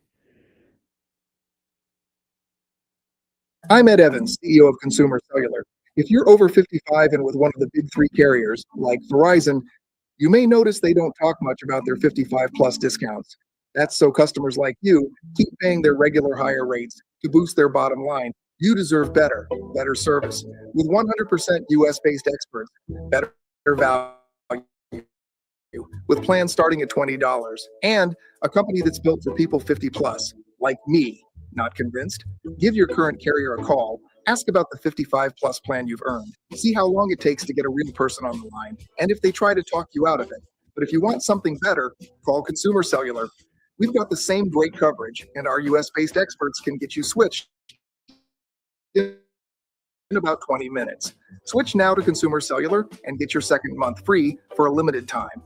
1-888-FREEDOM or visit consumercellular.com for your second month free. Taxes, fees, and other third-party charges will apply. See website for additional details. It's the 2026 Midnight of the Oasis Car Show in Yuma, Arizona, March 5th through the 8th. Thursday night, show off your ride at the Main Street Rally. Then Friday through Sunday at Desert Sun Stadium, witness over 1,000 jaw-dropping cars. Jam out with 6 main stage bands, including Lee Rocker of the Stray Cats. Cap it all off Sunday as you see the best of the best at our award show. Tickets on sale now.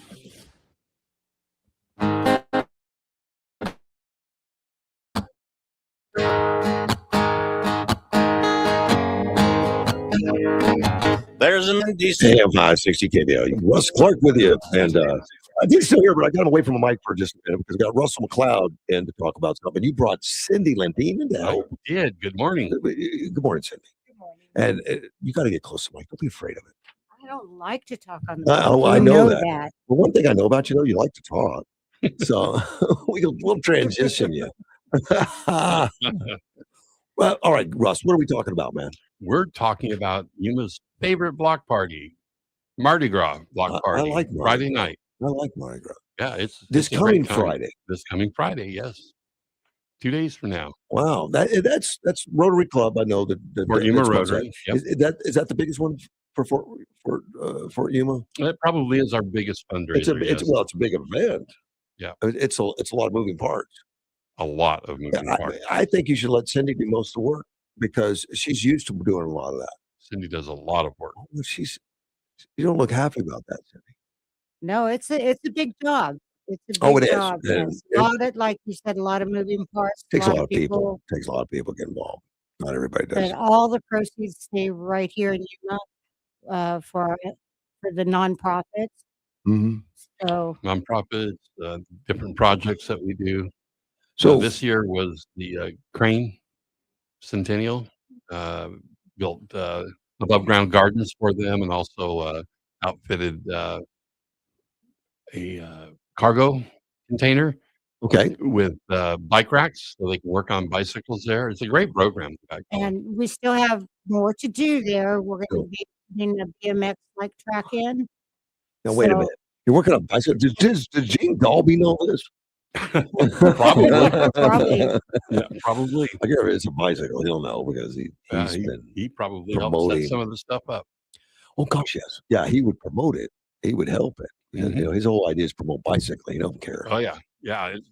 It was great when we were down there working on Saturday a little bit, and kids were out there just running around. So are you training people to work on them?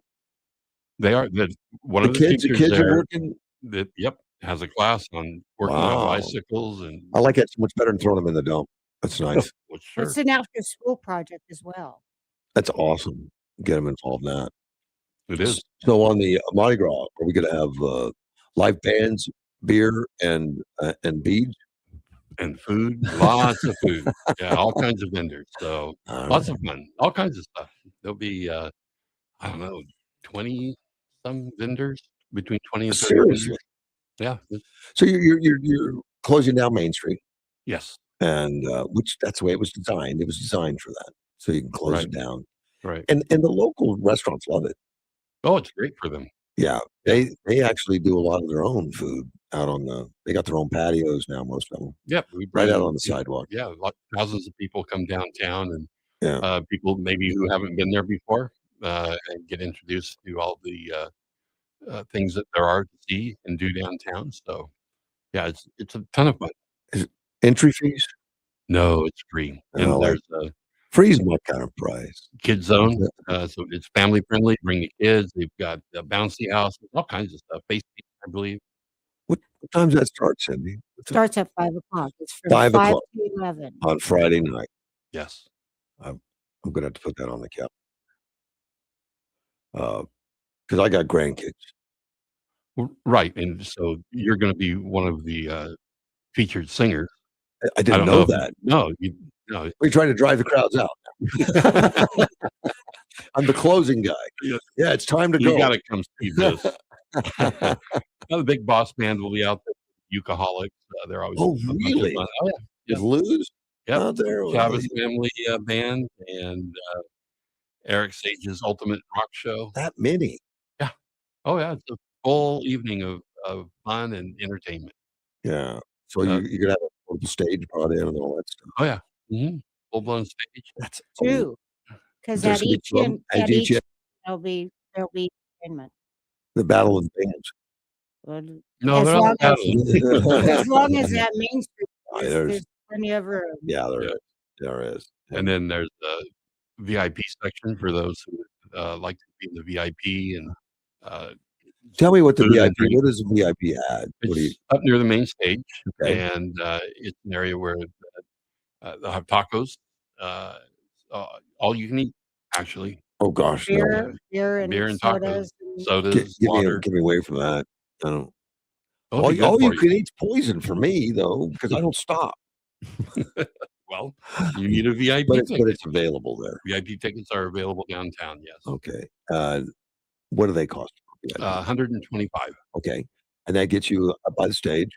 Yep, and right up by the stage. and buffets. Yep. Yeah. Okay. Oh, So come join the fun. that is fun. Yep. And I have your VIP tickets for you, Russ. Oh, you do? I, Sure. I do. Do I have to sing?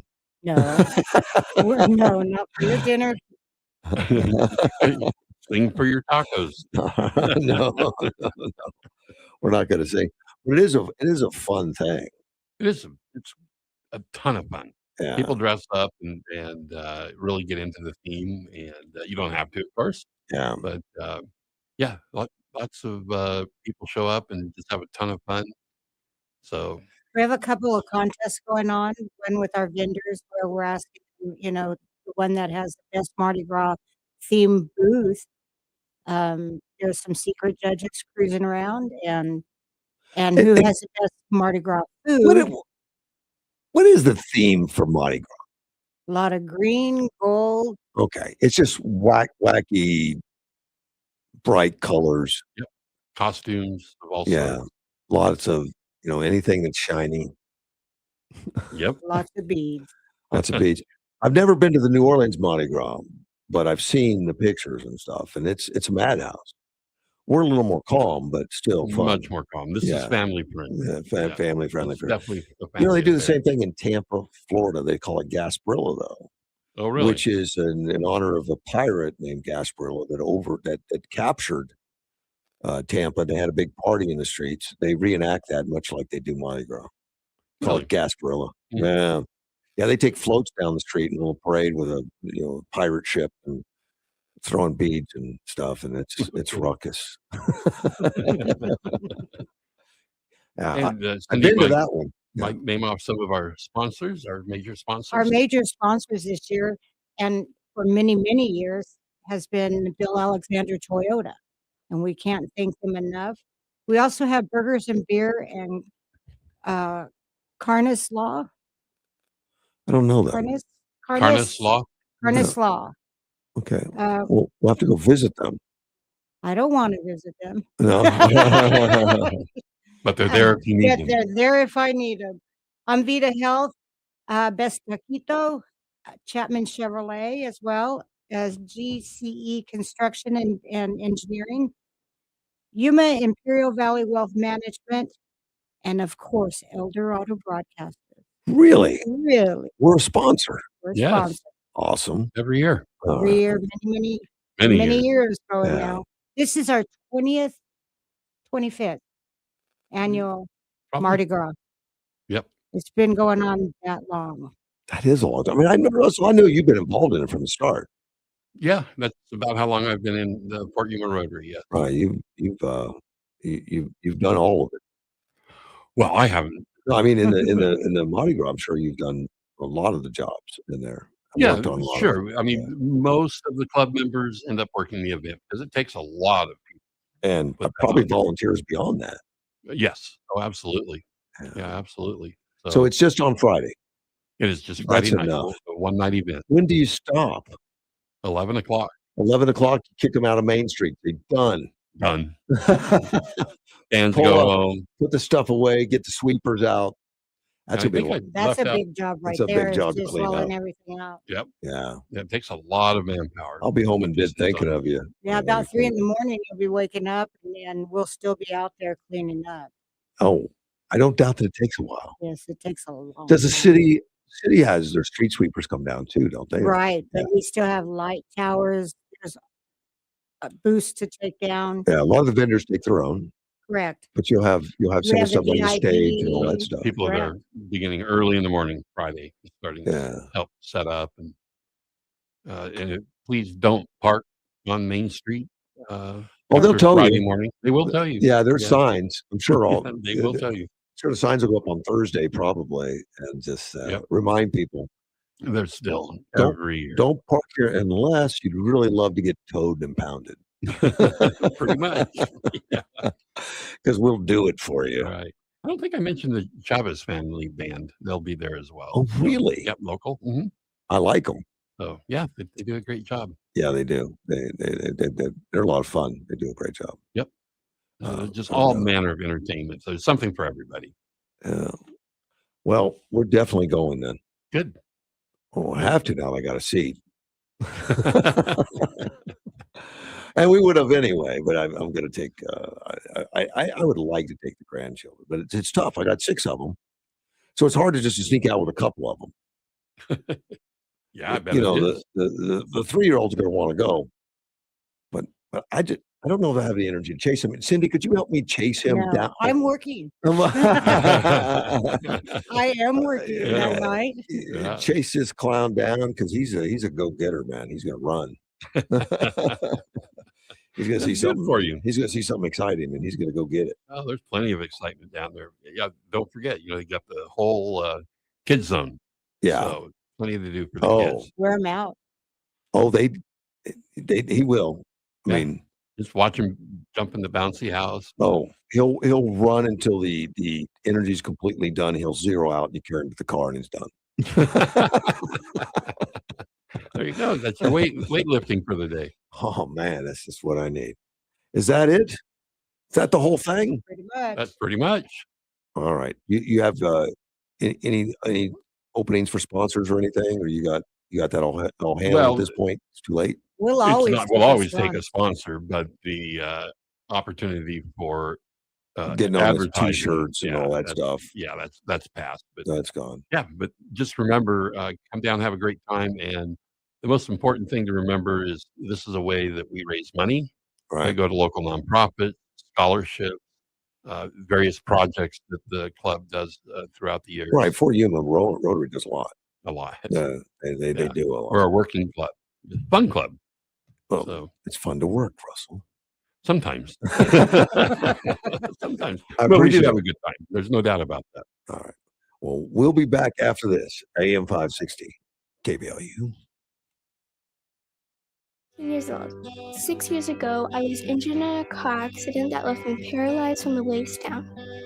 Once I completed rehab, my mom applied for a Canine Companion service dog. Last January, I finally got to meet my service dog, Marcia. We quickly developed a very strong bond. Together, we go to horseback riding lessons, school band practice, swim meets, and archery classes. Together, we pick vegetables, and we like to cut flowers.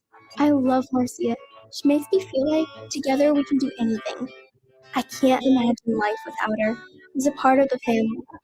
We are just one of the thousands of teams Canine Companions has paired together over the past 50 years. With your help, we can continue for another 50. Visit canine.org to see the many ways you can change lives.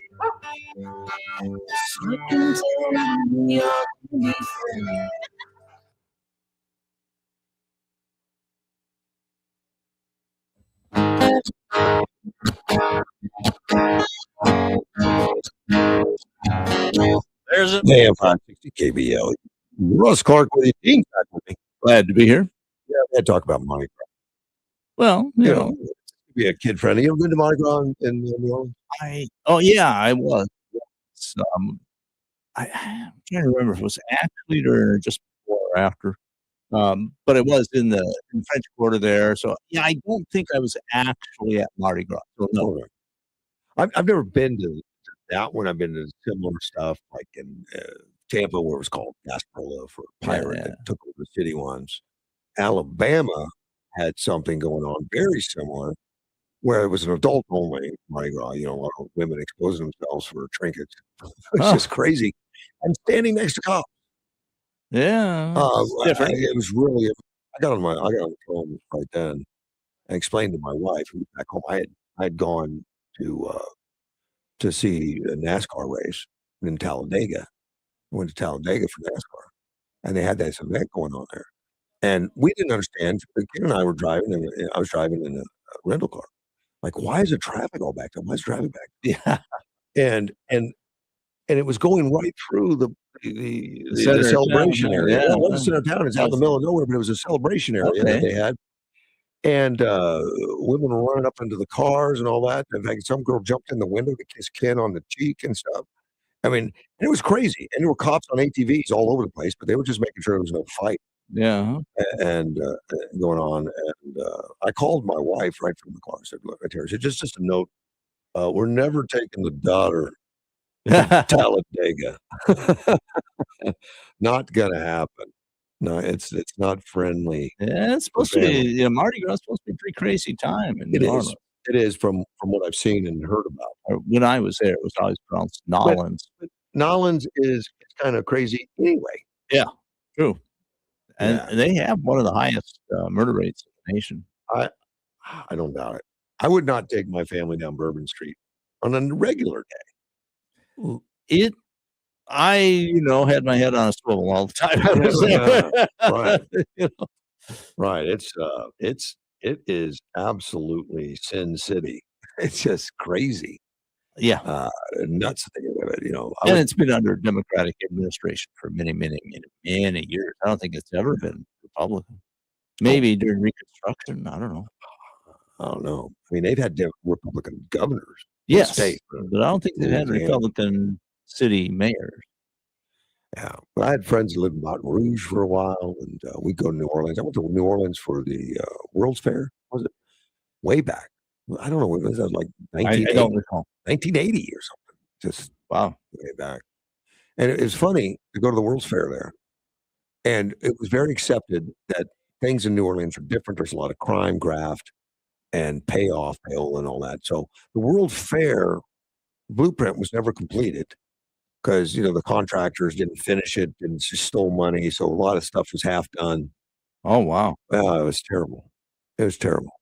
Huh. A lot of the major stuff. So there was no enforcer like Mayor Daley in Chicago. No, no enforcer like Trump is what I thought you were going to say. He's a construction guy. Yeah. You get the feeling he's going to get that ballroom done on time, on schedule, under budget. That certainly looks that way. That ballroom is 90,000 square feet and ornate. Right. And it's bomb proof. So to do all of that and work all that in is like impossible. Yeah, Trump has this, seeming ability to accomplish what other people claim is impossible. A lot of the work could be done underground. The foundation on this thing. Oh yeah, it has to be. It's going to be phenomenal because that bulletproof glass, all the weight of everything, heavy, and it's a swamp. Right. They've got to put it down to bedrock. Yeah. And that's not easy. They had to do the same thing for the White House in the 40s. Right. I mean, there was a period when the White House was essentially not occupied for, I think, about 2 years under the Truman administration. At least, if not more. They gutted it. I mean, the only thing they'd left was the outside walls. Yeah. And they gutted it, and they drilled down to bedrock to set pylons down to bedrock, and then rebuilt the inside. I only found that out when I was researching the Trump ballroom proposal. It came to light a lot during that time frame. Because people were saying, well, you can't do this. And well, it had already been completely restructured under Truman. If you go to the internet and look at some of the pictures, you'll see pictures of the White House from the inside with bulldozers running through piles of dirt on the inside, and because there's no rooms anymore. Yeah.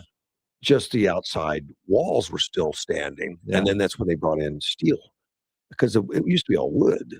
Right. And I'm sure that the original White House was constructed appropriately for the standards of its time. Well, the original White House was burned down. Well, right. And then rebuilt. Exactly the same. They had the same architect, came in after 1812 when it was burned down. It was only open for a dozen years or so. Right. And they, I think it was President Madison, wasn't it? Dolly Madison who preserved a bunch of the stuff by grabbing portraits and papers and stuff. I think it was a portrait of Washington she's most famous for. Yeah. She ran out with that to save that because the rest of it was all gone. Everything was gone. Well, the British were coming, well, they were there. Well, she was exiting, fleeing the British invasion. I think it was already on fire when she was running out. I don't know that. I don't either, but that's the impression. Kind of what I remember, but I it's high school. I suspect she got out before the British troops. And why didn't she take more? Well, because you can only do so much. You have to make hard decisions. Yeah, on what's important. Right. Yeah, it burned down, and they rebuilt it exactly the same wood, same everything. And but they didn't have the construction techniques that we have today. No. And so, I mean, now they built some large iconic buildings that stood up pretty well. The Capitol has stood up pretty well. Mm-hmm. But the White House was, it wasn't considered quite as important as the Capitol. I mean, it was still a mansion. It was I think it was well done for its time.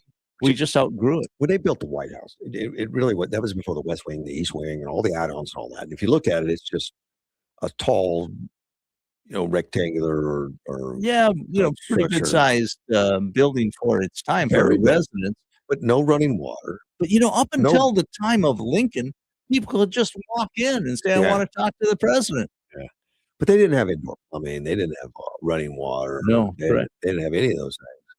That all had to be added. Yeah, all of that was extremely rare in the period.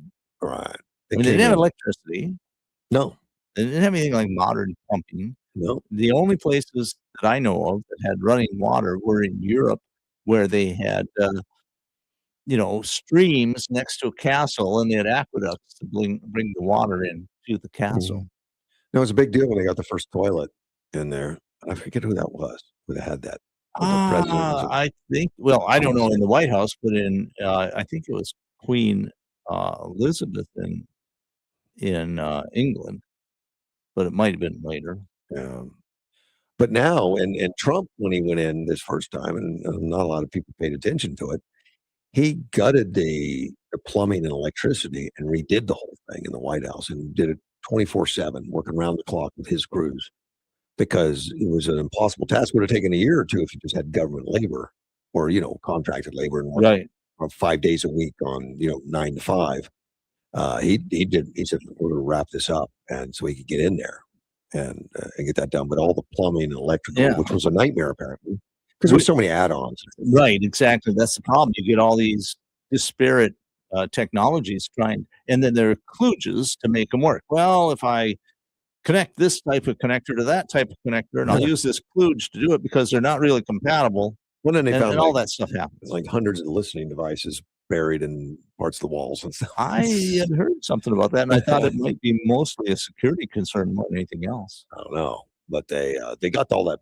Well, if you ever been in really old houses and stuff, and you turn faucets on upstairs, you can hear the plumbing creak throughout the walls and all that stuff. So, Well, I'm sure the they had a house lot of that. I grew up in was built in the 1920s. Okay. And today it would be considered just barely more than a shack. And, and then as I grew up and the family grew, my parents had 8 children, 9, if you considered one that died in childbirth. We expanded. We needed room, but it was still pretty crude by today's standards. The insulation was almost non-existent. Is that house still in the family? It was the property got taken by Fish and Wildlife Service for the wild rivers, and then eventually the house was bulldozed. Okay. So you can't use it as a summer cabin. No, I mean it was used for quite a few years. They gave me a 25-year grace period where at the end of 25 years you had to turn it over, and that happened. But it was used up until the end of that 25 years. I lived in it for a while after my military service, about a year.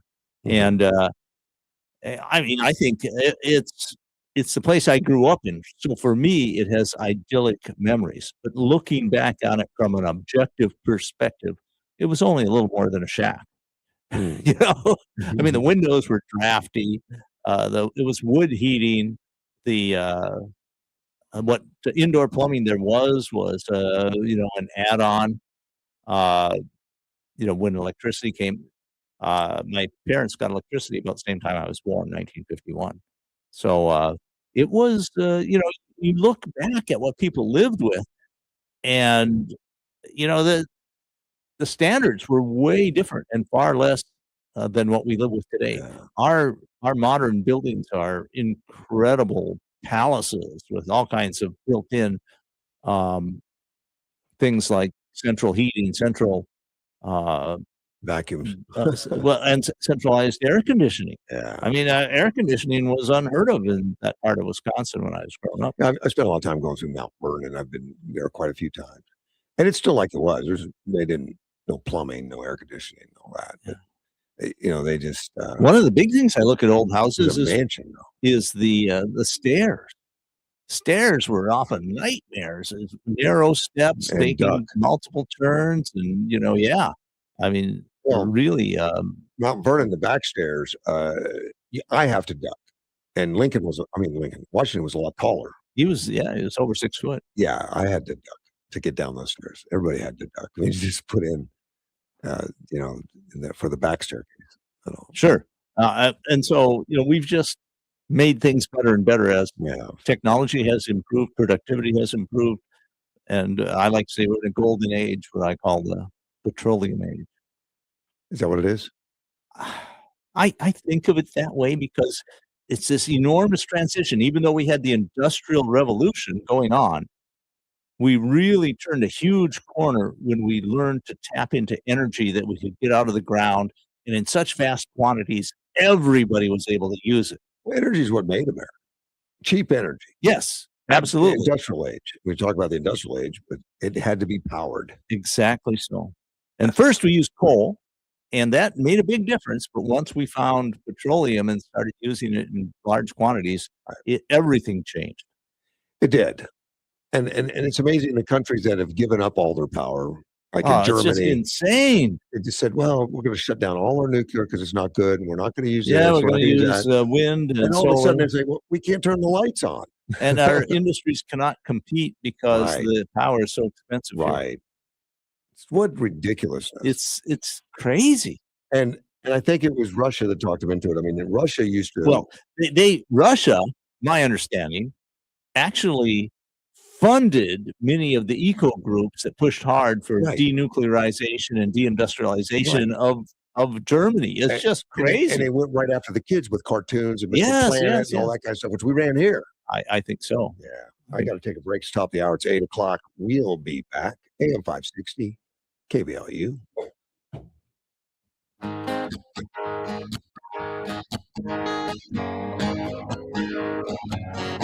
There's a man in D.C. He stands 6'3". He's fighting for you. He's fighting for me. This is News Talk 560 KBLU, Yuma.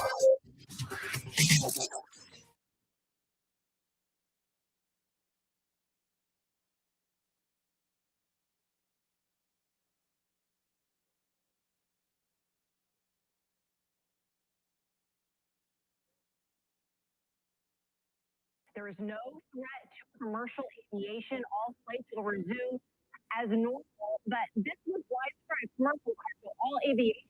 Nothing like this has happened since 9/11. Business networks. The Trump administration says the airspace was closed after Mexican drug cartel drones reached it, and the military took action to disable those drones. It's day 11 of the search for Nancy Guthrie, a man detained at a traffic stop in question in Arizona. He's telling Fox afterward, I know that they showing a picture of somebody wearing a mask or something, and they supposedly look like my eyes. Right. That's it. That's all I know. Finn interviewed Carlos outside his home in Rio Rico, which investigators also searched. Ultimately, Carlos told us he was questioned, asked about his whereabouts. They took his phone, and that's it. He says he's a free man, and he wants to stay clear. He doesn't want to be associated with the Guthrie case. He also talked to Carlos's mother-in-law, and she actually said that investigators told her that they were tipped off that Nancy Guthrie was being held here. And this is what she said on camera. And she goes, there's no one here. Feel free to enter. Attorney General Pam Bondi is about to face questions at a House hearing. Democrats may press her on the Jeffrey Epstein sex trafficking investigation or immigration enforcement. In Western Canada, more than 25 people were covered. The day after a school shooting in the small town of Tumbler Ridge, 7 others were murdered, and the female shooter killed herself. 2 others found dead at a home nearby. We can't imagine what the community is going through, but I know it's causing us all to hug our kids a little bit tighter. It would be a Premier David Eby. There was a hiring surge last month, 130,000 jobs, about double what was expected. The unemployment rate fell slightly in January to 4.3%. President Trump on True Social has posted the golden age of America is upon us. America's listening to Fox News. This is a special alert to all Americans who own a vehicle less than 200,000 miles with an auto warranty about to expire or with no warranty coverage at all. Due to a decline in the economy, CarShield is announcing a low-cost month-to-month vehicle protection plan that is now available to the public to save any driver out-of-pocket expenses on future auto repairs. Call now to find out how you can pay almost nothing for covered auto repairs. Yes, you heard that correctly. Pay almost nothing for covered auto repairs. An open phone line has been established for all drivers to call for a free quick quote. Call 800-884-1012 now. Drivers who are covered will not have to pay for covered repairs again. This protection plan is at an all-time low. Additionally, drivers who activate this vehicle protection today will also receive free roadside assistance, free towing, and car rental options at no additional cost. Call us for your free quick quote today. 800-884-1012. That's 800-884-1012. What do you have to lose? Call 800-884-1012. Again, 800-884-1012. On the news, a lot of information during a victim who hit and run crash on Monday morning died. Yuma County Sheriff's Officer 31-year-old Jesus Velasquez died from his injuries Monday afternoon. Meanwhile, a second victim was a woman in a stable condition in the Phoenix hospital. The crash happened near East County 18th and a half Street and Avenue 3E. The driver of the monster ran away, and police are still looking for that person. If you have any information on this case, you're encouraged to reach out to YCSO or 78 Crime to remain anonymous. Plus, a car crash on 4th Avenue and 22nd Street near the post office in Yuma. Yuma Police Department says it happened between 12:30 and 1 p.m. Tuesday afternoon. Minor injuries have been reported, but it is unknown how many people were injured. Catch us on the TV side on News 11 every weekday at 5, 6, and 10 p.m. for your latest local news, weather, and sports. Join us for Yuma Salute America's 250, a star-spangled celebration filled with live music, family fun, and patriotic pride. Enjoy food and drink, a kids zone, and a stunning patriotic drone show lighting up the night sky, featuring live performances by Bobby McClendon, Parma Lee, and headliner Randy Howard. Watch it Saturday, April 18th from 3 to 11 p.m. at Desert Sun Stadium. Tickets are on sale now at UMA.gov/America250.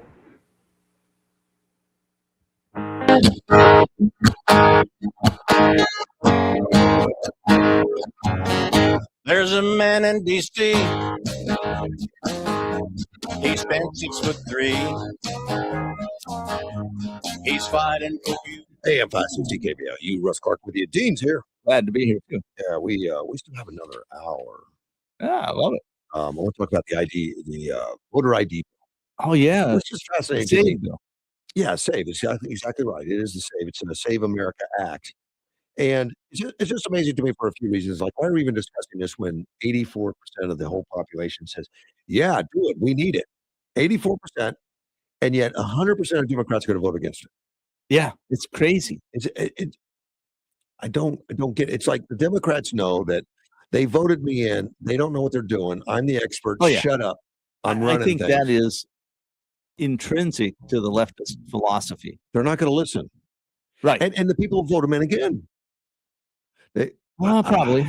I mean, one of the reasons that Trump won is because there was very high percentages that wanted to control the border. And I think close to the 80% you're talking about said, we need to do this. And that was a big part of the Trump campaign and part of why he won. Sure. So I think it's a smart move to force the Democrats to show they're against voter ID.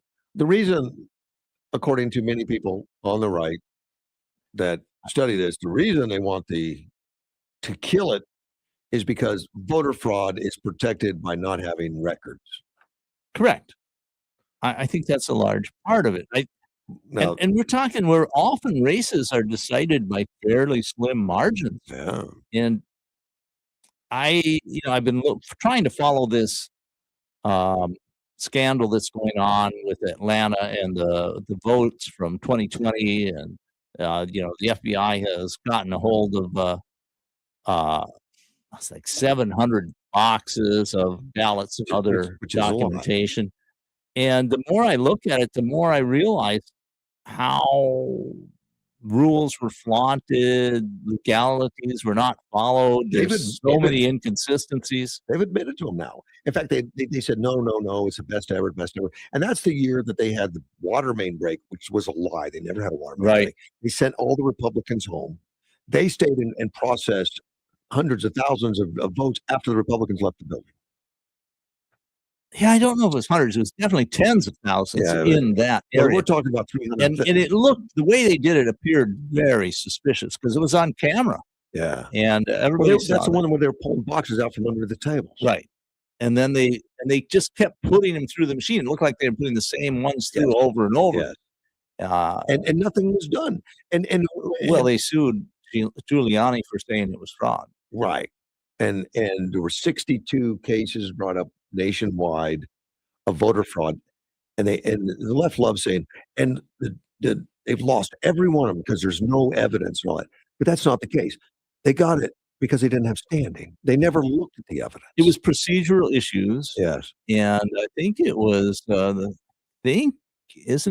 it Ellis, now the Attorney General of Minnesota, who was it him or somebody else from the Clinton administration that pushed this effort, made it a nationwide effort, coordinated it, and made sure that there would be all kinds of lawyers and tactics ready to make sure that no challenges to the elections went through. I think it was too. Yeah, I mean, it was all spelled out in that Time magazine article afterward. But it's all over the country that they do that, and particularly the states like Arizona, which is a battleground. Well, the battleground states is where they pushed everything the most. Yeah. And Facebook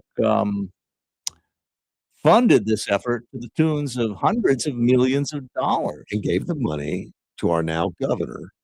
At the time, she was Secretary of Right. State, and she spent it and won't tell anybody what she spent it on. None of your business. But it is our business. Right.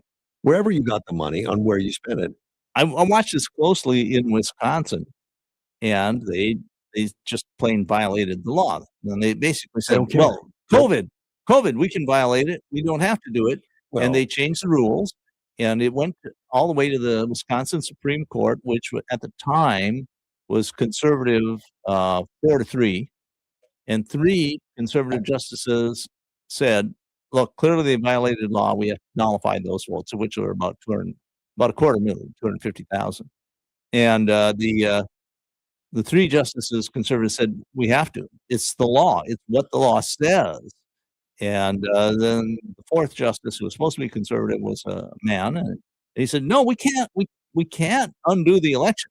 We can't do that. So I'm voting with the leftists, and we're not going to say the election was fraudulent. What a shame. Let's take a phone call. You're on the air. Hey, good morning, fine gentlemen. Good morning, Carl. You're doing a good job, Dean. Just keep it up. Thank you. you. Too, Russ. You too, Well, Russ. I'm glad to be in that group. Oh, me too. You know, you guys make life kind of enjoyable in the morning. Well, thank you, sir. That's why we do it. You know, but we are doing the same thing here in Arizona. We are spending a lot of money, and I think it's LD 23 with Michelle Pena. How much money they're going to be spending to try and get that woman out of office? Well, they spent a lot last time and lost their bid, but So, they're not going to quit because that's one of those districts that favors Democrats when Michelle wins it. So that's their what they see as the one they're going to fight for the hardest. Yeah, and what it does, then Arizona goes blue. Not necessarily. Well, I'll tell you what, if I was in Las Vegas, I know where I'd be sticking my money. Well, I don't mind seeing you lose. That's fine.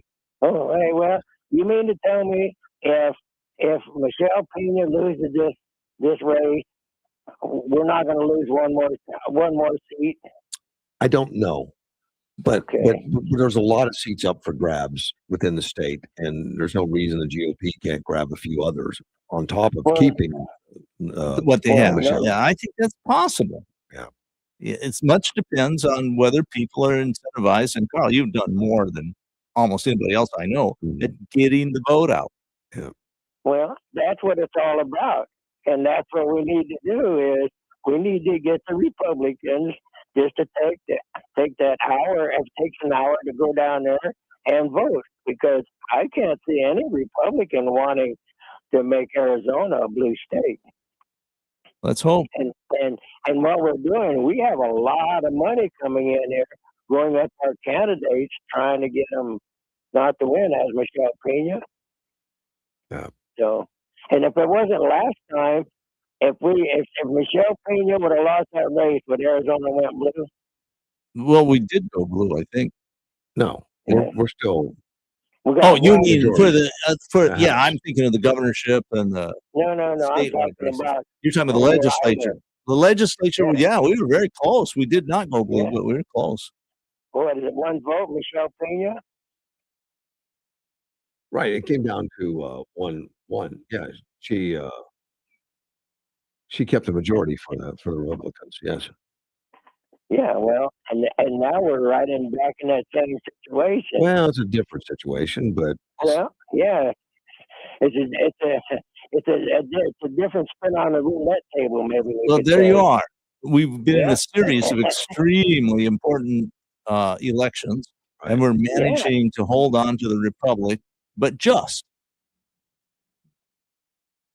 Yeah, and that's one of the reasons we're going to have the trolley back out at the fair this year, and our candidates are going to be out there talking to people, and that's the reason we're doing this, is because we want the people to be able to talk to the candidates. I think that's very healthy, very correct thing to do. Well, that's the only thing we can do, because it does so much good, because we get to see the people that are really willing to help us. And then we've also seen the people who's really busy helping themselves. So we weed them out. It takes a while, but we need to really back the people that want to help we the people. Yeah.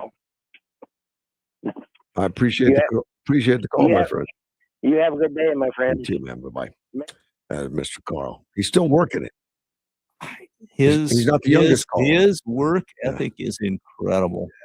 Yeah, he is. Can't praise him enough. He's doing a great job. Well, this voter ID bill, which is going through the House right now, or just supposed to be voted on today. I think it's today. And it's going to pass there. That's going to make it. The thing is, the Senate. Yeah. Well, no, we do have Senator Fetterman from Pennsylvania that says You he's- need 7 if you have all the Republicans, because you got to get to the 60 threshold. Well, or you have to keep on pushing and not stop debate. I mean, we talked about this, that the 60 vote is a closure vote, which means you stop debate. But there's another way you can stop debate, and that is to just keep debating until everybody gets so tired that there isn't any debate left. Right. Right. So that could happen. People are suggesting that as an alternative to closure. Right. And they are talking about that. Donald Trump has been talking about that and saying that he would like to see that happen. Get rid of the zombie. The zombie filibuster, have a real filibuster where people actually. If you're that committed, you're going to stay there all night and keep talking. Right. Versus go home. Right. And have a nice evening. And the advantage of this is it shows very clearly who the people are who are opposed to voter ID. Right. Well, we'll see what happens, but it should get through today. I think it's Wednesday. It's going to get through for the House, and then go to the Senate, and then need 7 Democrats to pass 60, which is probably not. I mean, that's not going to happen right now. I think they're all lockstep. Even Fetterman probably. Don't know. I haven't heard, but yes, because we know that Fetterman often talks a good game, but he usually votes with the other Democrats. So we don't know what'll happen there. Yeah, I don't know where it's going to go, but it needs to pass. I mean, I think it's paramount. I think so too. I think it's critical. It's one of those things that is very, very important. I think it can be passed if the Republican Party is willing to push it. Otherwise, we have just rampant, and there's so many opportunities with early voting, late early voting. Exactly. Register same day voting.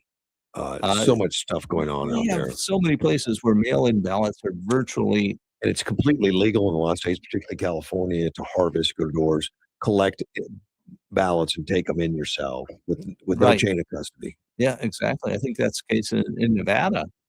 Well, it's the same in Arizona, but it's limited now, supposedly. Yeah, in Arizona, it's limited. Yeah.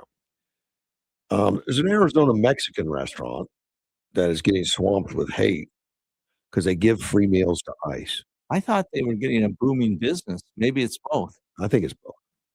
The hate and boom at the same time. And this started a couple of years ago. Well, get them getting the news about some of this. Yeah, I'm trying to think. Are they in Tucson or outside Tucson? Yeah, it's Sammy's Mexican Grill. And it's Jorge Rivas. Now, he ran against Gutierrez last time. He actually came down once and said hello. And lost. He ran for governor for a short time and pulled out. He's originally from El Salvador. And he, but this is something he's done for a long time. He is offered free meals to police officers for a long time. Yeah. Now, the thing is, they can't accept them for very much. What he says is that they do take some free meals at times for his wishes, but a lot of times they come in and just buy them because they don't want to take advantage. Well, and departments have different policies on this. Yeah, I don't know. And there, when I was in the civil service, there was strict limits on how much you could accept. That makes sense. Yeah, because you don't want to be compromised. Yeah. Or you shouldn't want to be compromised anyway. You don't want to even give the appearance of being compromised. That was the rule I lived under. When I was in Tampa, Florida, and I was a district manager for a group of convenience stores, Circle K type stores, and we always gave free coffee to police officers. Yeah, smart move. Oh yeah, because they're on the premises. They're in there. Particularly at 2:00 in the morning. We were 24/7 operation. Yeah. So at 2 o'clock in the morning, the cops would stop by and, Do a cup of coffee. get a cup of coffee, listen to radio, say hello. And it was wonderful for us, Yeah, to absolutely. do all that. And it was great for the police officers. It was a very, very good deal to get that done. I don't know if they still do those things or not, but I think it makes perfect sense. And some officers refuse to take it. They would pay. Sure. And that's a personal issue or whatever the issue is. We didn't mind doing it. I mean, I thought it was great. But It can create an appearance of favoritism. Can. That's one of the problems. Yeah, I understand.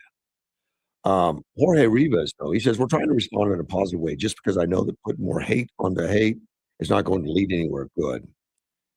He says, everything started because a local reporter asked me the offer that we have on the wall of the restaurant, which they have up there, about serving free meals to law enforcement officers, if it also extended to ICE agents. And I say, of course it does, because they're also law enforcement agents. There are agents that work at the federal government, obviously working under great leadership of President Trump. Wow. Yeah, that brought some bad thing to attention. say to a reporter, man. I don't Very- think he could possibly pay for the Uh-huh. advertisement value he's getting. Yeah, well, he's going to get some hate mail. Oh, yeah, I And, get that. and they're enforcing the laws that have been on the books for many years, the same laws that were enforced under President Obama and Clinton. So they are not doing anything different for us to offer free meals. It's just our way of saying thank you for being out here, there, putting your life on the line, risking your safety. And Rivas said the restaurant's been inundated with hateful reviews. Like they go onto the Google and Yeah. and they start putting a bunch of 1 stars and cockroaches and Yeah, just made up stuff. yeah, not true. He said, but the staff tried to respond politely. Many calls, we just say, God bless you, thank you, and have a great day. Yeah. But the 1-star reviews does have him some concern because some online posts accuse restaurant of unsanitary conditions, food-related illness, but still, after so many calls, it tends to get you, when you hear the negativity and the insults over and over, it bothers you, whether you want it or not. And it's also the 1-star reviews on Google. I know sooner or later people are going to start wondering, is this real? Are they as horrible because they write it? Or this place is full of cockroaches? Or, I got so sick of eating a burrito. So, I mean, the left is nasty. It makes you wonder if there could be some type of legal action. It's very hard. These are anonymous reviews often. Well, you can track them by their candles, Yeah, probably. but say to prove that it's right or wrong. Like it's a lie. Like somebody's writing that I they got mean, sick on a burrito, probably never ate there in their lives. Exactly. I mean, if you could show that, that's pretty malicious. I think they might be able to. The Yeah. problem is these people probably don't have any assets. Probably. But that's what they're dealing with down in, and that is in the Tucson area, down there, just north of Tucson. They've got That makes me want to stop by and get a bite to eat. Here's an article that and I like reading these because they make sense to me. I don't know how true they really are, but it says that blue state America is heading for financial disaster. I could see where that would be real. I could see the whys, Sure, and all that, and I know some of them are hurting. I don't think they care, and they're looking for the feds to bail them out. And they think as soon as they get rid of Trump, we'll have a president in there that'll bail them out right. for political reasons. Sure, and, I mean, and look what happened under Biden. Yeah. I mean, money was just literally shoveled out of the door. Well, maybe not literally, but Well, that's it was. that's what they called it. Well, they called it Throwing gold bars off yeah. the Titanic. I mean, they weren't literally throwing gold bars, No. but they were throwing money everywhere because they wanted to get a nest egg out tens of billions of dollars. a nest egg to support all the liberal causes during Trump, Right. so they could get him out. Yeah. And this is all to create havoc, to pay for these protests and all this stuff it's made up.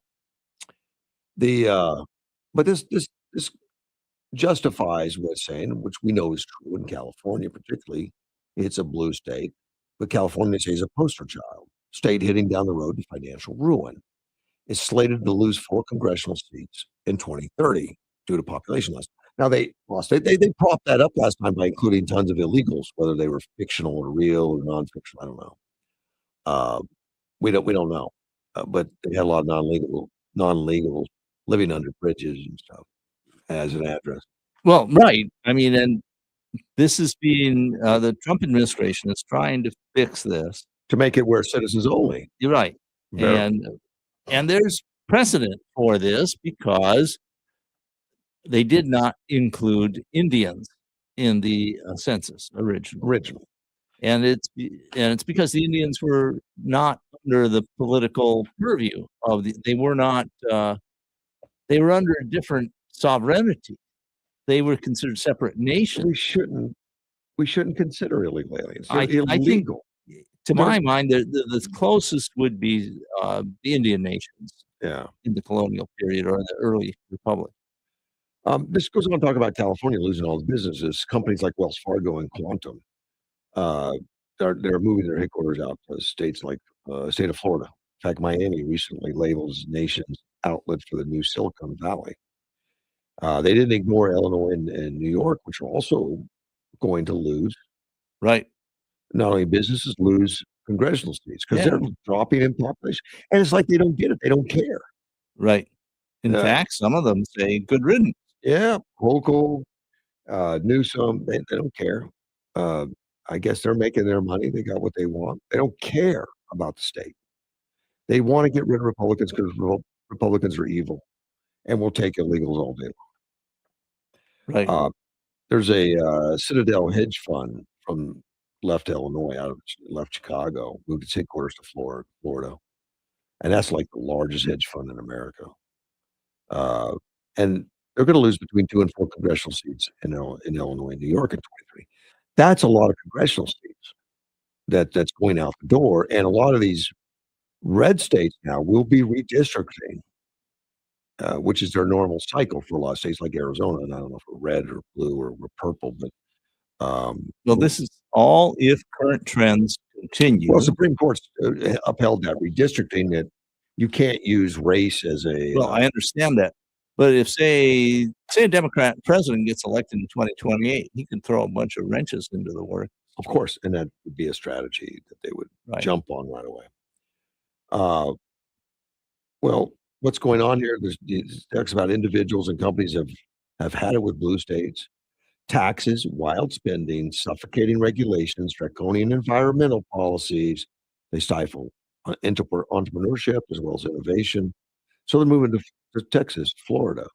Right. Capital, Arizona. markets, free exchange, and opportunity. And those states are projected to gain 4 congressional. So it's not only that they're losing them in blue, they're gaining them in red. I have seen some projections as high as 7-seat swing. Yeah. So in this next election, or in 2030.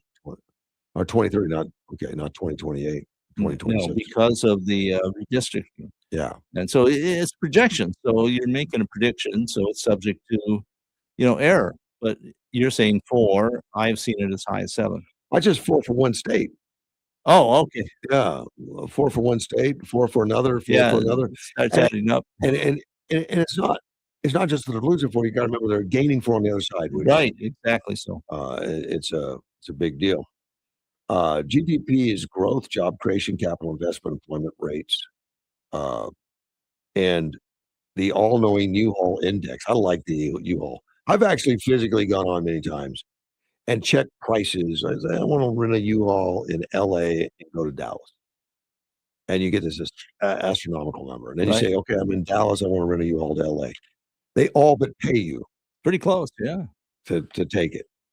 To take it to them because such a demand for U-Hauls leaving and none really going there to speak of. Yeah, it's they have to overwhelmingly one-sided. They have to hire people to drive. Right? Yeah. So, and it mentions Arizona. It says the occasional purple state of Arizona, which just hurts my heart. Yeah. Or Nevada breaking into the mix.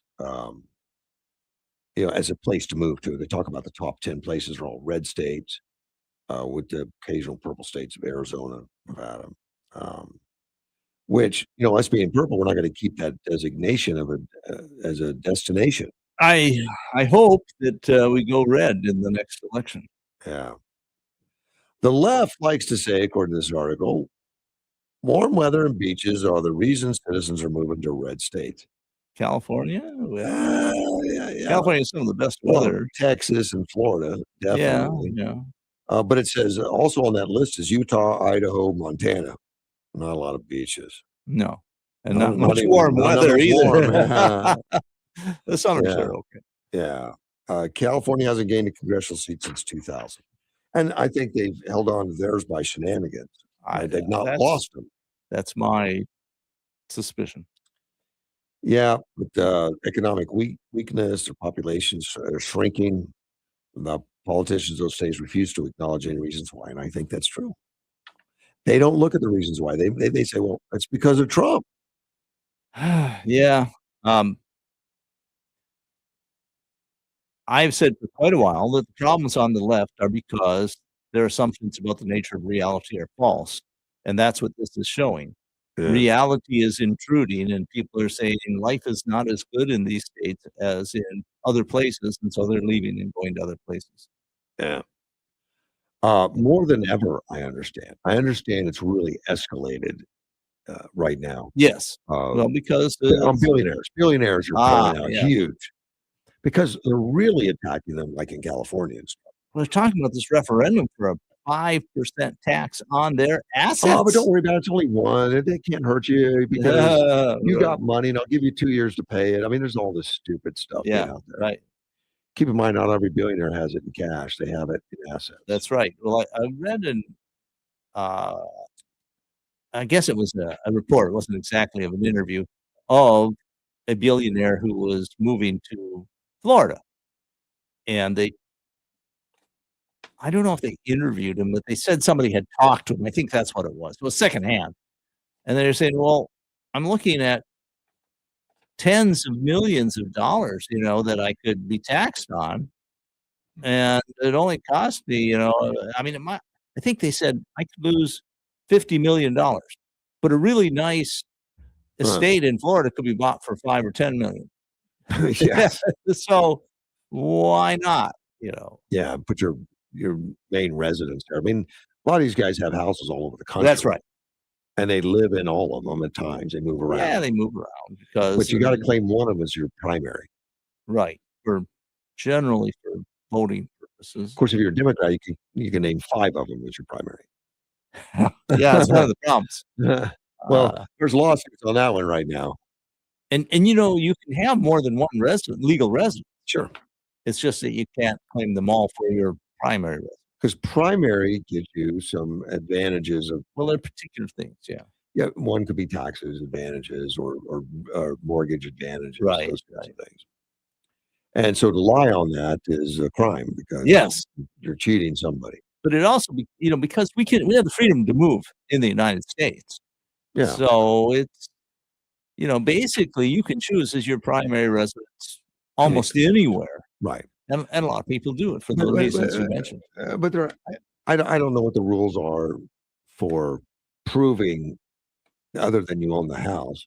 Because like I say, I know people own houses all over the place, but they have to pick one. And I think a primary residence, could have some acid test depending on what they're looking at. Like, do you live here so many months out of the year? Is your mail delivered there? Is that, where your kids go to school? I don't know. Yeah, there are some things like that, but I think it's almost never invoked unless you literally are never there. Well, obviously it's never looked at because we got these Democrats now that are on the hot seat because I don't think there's any legal requirement. They've claimed you spend the majority of time or even a minority of time there. It's just that that's where you want to have your. But you can't have but one.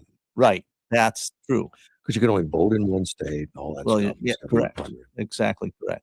And it has to be someplace you pay taxes. But I don't think it was ever policed because look at all the people that were now just like, well, you've been doing this for years. And there's nobody that really looks at it. There's no shared where I have seen database is politicians who are required to live in the district where they're running.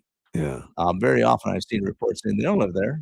They haven't been here in years. They just have a mailing address. Right. And I think that is one of the cases where it can be that happens enforced. a lot in the state of Arizona. Sure. It does. Federally, it doesn't matter. You don't have to live in your district. You just have to live in the state to be a representative. Yeah. Maxine Waters has not lived in her district ever, I don't think. Well, probably not for a very long And we got time. a lot of senators and our And we have, representatives. we have a lot of people who live in D.C. That's really where their primary Correct. residence is. Correct. Or Virginia or Maryland, whichever.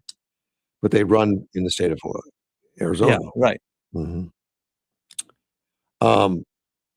Rock the Country Festival, and we know what happened during the Super Bowl in halftime, right? Where Kid Rock and his company of Rock the Country Festival, became the Make America Great Again and all that America First type program. Well, when they did that on Kid Rock's Rock the Country Festival, which is a separate deal. I mean, it's something you already put together. They had artists pull out and cancel. Say, we're not going to be a part of it anymore because it's too political. Okay. Because you're too American. You're too pro-America. Yeah, I was going to say too political on one side. A representative for the festival. This is the one they canceled was Anderson, South Carolina. They were supposed to have several artists go there after the Super Bowl, not just the group that played for the Super Bowl, but their whole Rock the Festival. These people quit. They left. The representative said, "Rock the Country was created to unite people together through music. Our lineups, our crowds reflect that sentiment. A wide range of voices, backgrounds, and stories that make up this country. We're truly disappointed we won't be bringing the show to Anderson. Our fans work hard for their money, and we refuse to put on a show that doesn't meet the standards they deserve. Our focus remains where it's always been, supporting our artists, honoring our fans, and delivering unforgettable nights through this country. The shows ahead represent the heart of what Rock the Country stands for: music, community, and pride in where it comes from. Loving America isn't political. It's who we are." Shinedown was one of the rock bands that pulled out of the rock country, leaving fans mixed feeling. Now, Shinedown put out there on X, it says, "As a celebration of community tradition and the spirit that's carried America through 250 years, explaining that their mission as a band is to unite, not divide. Shinedown is everyone's band. We feel that we have been given a platform to bring all people together through the power of music and song. We have one boss, and it's everyone in the audience. Our band's purpose is to unite, not divide. With that in mind, we have made the decision that we will not be playing for Rock the Country Festival. We know this decision will create differences of opinions, but we do not want to participate in something we believe will create further division." Well, they're creating further division, but see, That's what I was thinking. Their actions are very political. But what's happening here is people on the left are very aggressive and hostile, and have gotten to them and Yeah. say, if you play with these guys, you're going to have this happen. We'll start protesting, banning, right, calling our friends to not buy your tickets and all that kind of stuff, and they get afraid. Sure. And Rusty Burns, who's the Anderson County administrator, said they've been proud to host Rock Country in past years. This thing's been going on for a few years. The event has a huge success, drawing tens of thousands of visitors, making a multi-million-dollar economic impact on the upstate, in the upstate. An event of this caliber proved what a great venue and exceptional hospitality we have here in Anderson County, which is promoting all that stuff. According to the Federal's website, the lineups vary by city. Anderson County lineup had Kid Rock, Jason Aldean, Creed, Shinedown, Brantley Gilbert, Ludacris, Gretchen Wilson, Parmelli, Morgan Wade, Chase Matthew, Lakeview, Fox, and Veed. But a lot of them quit the group, which is a shame that these people they make America Great Again, the crowd, and the guys that are supporting. Well, that for stuff, decades, they're this getting kind of scared. stuff was how the narrative was enforced. It's Yeah. not working anymore. Through thugs. Yeah. And that's what these protests are. They're thugs, and they're paid thugs by a lot of Chinese corporations. So Well, I suspect that is what's going on. It's hard to prove it. Well, that's what they're doing in Congress started yesterday. Yeah, I think so. I mean, we know that there's a huge amount of Chinese money that comes into the country. Yeah. And there's enormous numbers of Chinese nationals in the country. They're trying to kill us from within. I think so. It's a Trojan horse, and that's the way it's been described.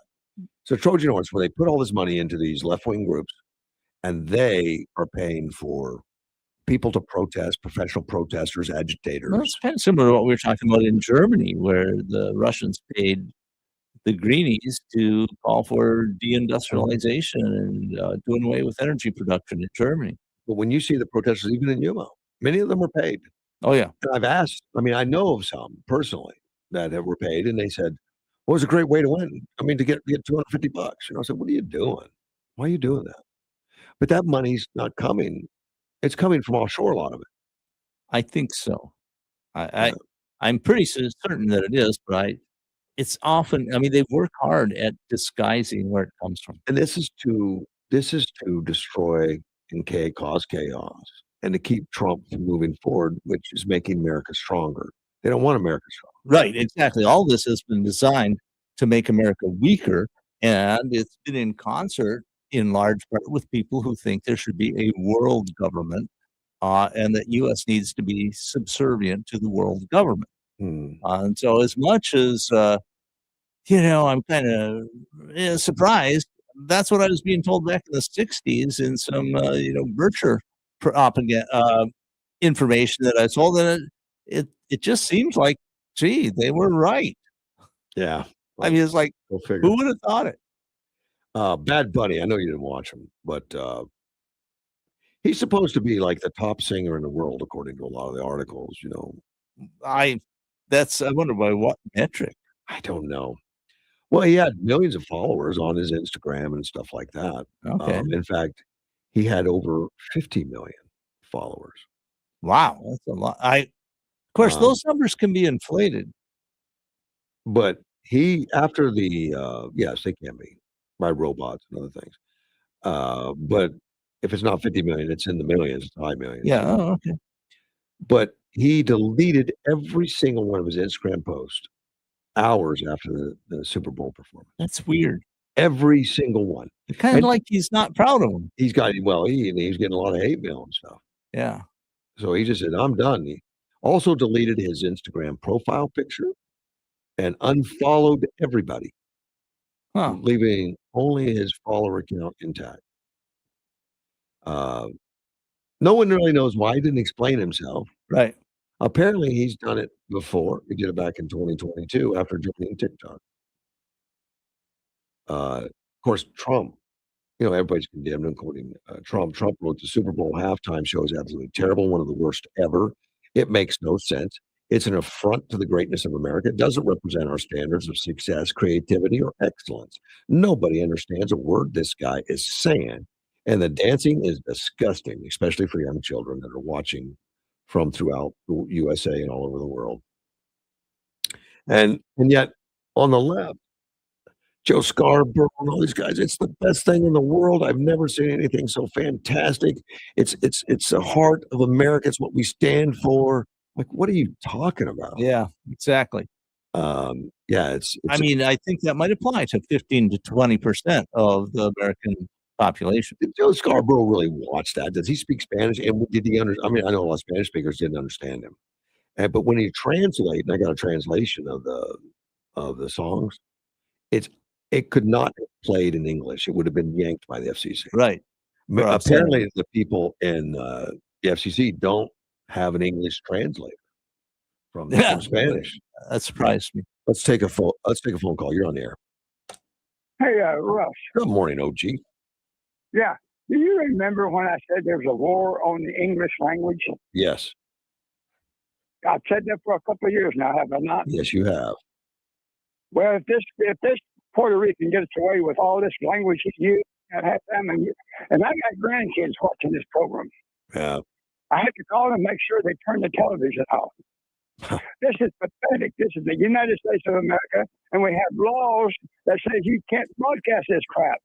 And if Pam Bondi and what's his name, car does not, FCC, if they don't go after NBC, also, Hard Nation, Rock Nation, you heard of that? Yes. Well, that's owned by Obama and Jay-Z Carter. And they are the ones that provide and create halftime entertainment for the NFL for the last few years and future. Are you aware of that? Did not, was not.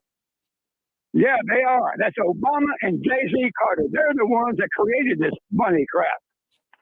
And they need to be sued. Obama, Jay-Z Carter, NBC, the NFL, and the freaking piece of crap they call Bad Bunny. They need to sue them all because if they get away with this, you can verify and take it to the bank that there's a war on the English language. You know that. I think there's a case to be made that the obscenity of the language was enough to get you taken off the air, and there should be a fine from the federal government. I haven't heard Edward, not Edward, but your friend Hernandez. I haven't heard him chime in on this. Has he chimed in on it? Oh, he hated it. Yeah. Yeah, he didn't understand it. He didn't understand it. Oh, come on now, come on. I understood it, and I speak some Spanish. I don't speak any, so. But Hernandez didn't understand it. He is lying. I'll say that out loud and clear. Okay. Because this rabbit, he was gyrating. He was a pervert doing a perversion crap. And these kids, I am upset. But I've been waiting for you to call him out, and I haven't heard you do a good job yet. Okay, I'll keep working on it because, he needs to be called out. He needs to be called out, and he needs to be prosecuted. Anybody that did what he did cannot get away with this. And he needs to be locked into Puerto Rico and stay right there. Oh, by the way, one more important issue here. They got him as a global idol. That is a lie. You remember Casey Kasem? Yes. He had a top 40, Billboard top 40. Right. Well, this dirtbag, the Bad Bunny, ranked number 85. That's quite a distance from the top 40, is it not? But he's only had one song at 85. And yes, it's a huge distance. He's had one song at 85. That's his highest ever. That's his hit. I just know that he is rated at 85. And any pundit that calls in and says that, did you see cell phone videos of the people just milling around during halftime while he was going on downstairs? Yeah, just a few drunk girls dancing, but mostly everyone's just looking. Yeah. Well, that's what women do. They get drunk and they go crazy. No, there was only a couple of they them, do. though. The rest of them were just standing there talking, looking like, what is this? Listen, all you had to have when you're 16 or a little older and be a male is a ride and some money, and you can get any freaking chick you wanted. I will say that out loud and clear because I was a woman as a little turd when I was younger. I certainly didn't understand the program, so I missed out. Yeah, well, I did. And let me tell you, if he gets away with this, you can rest assured our justice system and the FCC is totally broken. Totally. I remember they went after Janet Jackson for that exposure thing, and they fined the Super Bowl and all that stuff. They need this fine for this. No, that was concocted. That's Hard Nation, Obama, and J.P. Carter crap. It was staged, of course. But look at that. Obama needs to be sued, and hell, see, he's part owner of this Hard Nation. Obama is, and Jay-Z, they're partners, they're buddies. Didn't know. Yeah, well, you know. Look it up. I'll do because it. Let me tell you, if he gets away with this, Russ, we've got a broken country. Oh, we've got problems right now in the country. There's some crumbling going on. Well, no. If you don't have a moral country, you've got nothing, Russ. That's what being a Christian is about. I'm agreeing with you. Moral turpitude. But let me tell you, at the same time, we've got more Bibles being sold ever this last year. We've got more people running to Christianity, more people going to churches. The churches are busting. A lot of them are busting at the seams.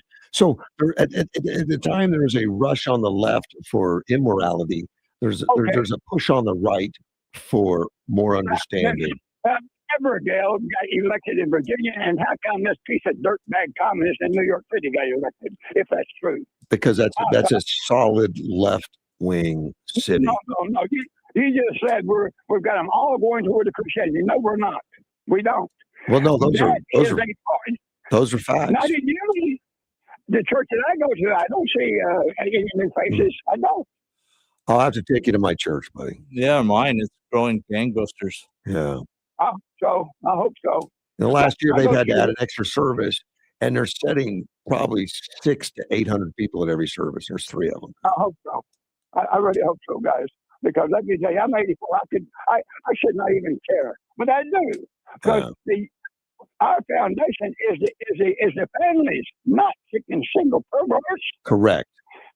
The foundation of the country are families. Families provide the soldiers that defend our freedom and liberty. There has been a war on the families for certain. Yep. But Yes, sir. there's a Okay. thank you, sir. Take care. Bye-bye. And I don't know the numbers, but I know there's been a huge increase, particularly in the youth that has gone Right. to And church, religious. The biggest group seems to be young male. That's what I'm reading.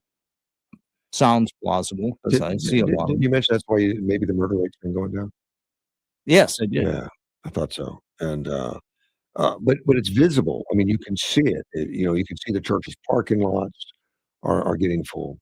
Now, it's not every church, but the ones that are reaching out to young people are busting at the seams. Right. And we need more. Yeah. This is a good start. And I tell you, I go to Church for City, and it's very attractive to young people. I realize I'm old when I go in there. Versus Yeah, I have to admit. but there's a great mix. I mean, it's not just Right. young. In my church, the vertical church, I think the average age is like 35. Yeah. That's pretty young. Yeah, and that's not that old a church. I mean, it's been amazing. It's been They've really grown. They've really growing busted out. fast. Yeah. And there's a lot of churches out there that have declined. I mean, there are some. Sure. The ones that are growing at a much faster rate than the ones that are declining. Right. But somebody needs to sit down and look at why. Oh gosh, I don't want to go into all the Oh, okay. details. We don't have to. We don't got all that time. Oh, I need to take a break anyway. We'll be right back. AM 560. For today, mostly cloudy, a high of 77, 52 and partly cloudy tonight. Partly cloudy and 80 on Thursday, 58 on Thursday nights. Partly cloudy Friday with a high of 76.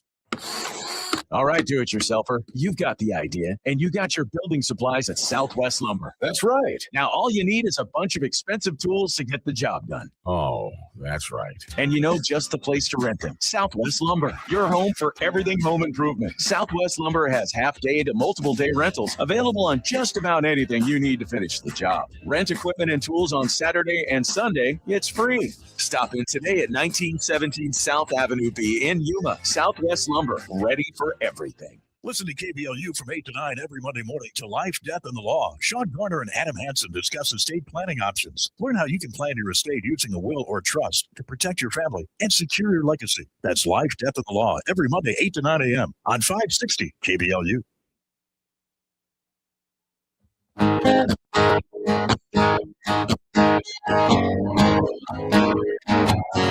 There's a man in D.C. AM 560 KBLU. Russ Clark-Whitty and Dean's here. Glad to be here. We have a few minutes left. I'll go ahead and turn the phones on just in case. But I'm getting on this Bad Bunny thing. Newsom wrote on X, "Thank you at San Benito for taking the California stage and using your voice at Super Bowl. A beautiful moment together. We are America." So he loved Bad Bunny. Yeah, doesn't surprise me. No, he liked him before he even heard him. Let's take a phone call. You're on the air. Harding shot at OG and he can't call it. What? You can't take a shot at OG. He was in a good mood today, man. Don't you upset OG? I'm not. Okay. But I will say that the trend of churches, I agree with you guys. And I don't know what church he goes to, but it may be a bunch of, Stop it. What? Hey, we I'm telling support all the churches, but yeah. Sure we do. I'm just saying he's not noticing an increase. And it may be because he goes to an original grumpy OG old man. There you go. You had to throw that in there. All right. I had to. All but right. my point for calling actually is it's not just in churches. The trend for young people and possibly more male also, as you mentioned, but young people are more conservative than the younger generations. There's kind of like a rebound effect going on right now. And I've read that. some young Yeah. kids. After COVID, man. Yeah. Yeah, could have had a lot to do with it. Yeah, you're right. And it's Sure visible. irritated me. You can see it. I mean, it's visible. Yep, Right. I think you can. I mean, we still can't get our head off, our eyes off the headlines, which are nasty, and we think the whole world's like that. It's Yeah. not. We just don't see the good so much. It's not a headline. Unfortunately, like our conversation went earlier, there is a media bias and there is media influence, and it's definitely not all good influence. Well, that becomes more obvious every day. They're getting more and more desperate. So I think that's a good observation. yeah. So I'm you're gonna leave? send you I'm gonna mention real quick that I'm gonna send you another screenshot. Okay. But I'll describe it since we're on the air. Someone is posting from the Christian left, and it's a sign of, a meme showing Jesus pulling down his sunglasses as like aviator Tom Cruise, Top Gun sunglasses. And the question is, MAGA Christians, there is no such thing. Yeah. Response.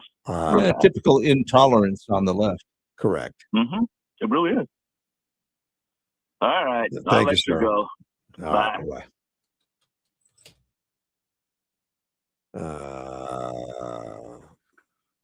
I think that is something we see is that the left, because of the way their ideology is put together, they're actually far less tolerant of opposing views. They can't accept it.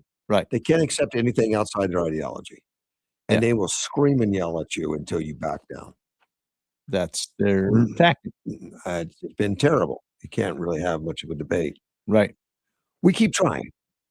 Well, and we because invite them in anytime.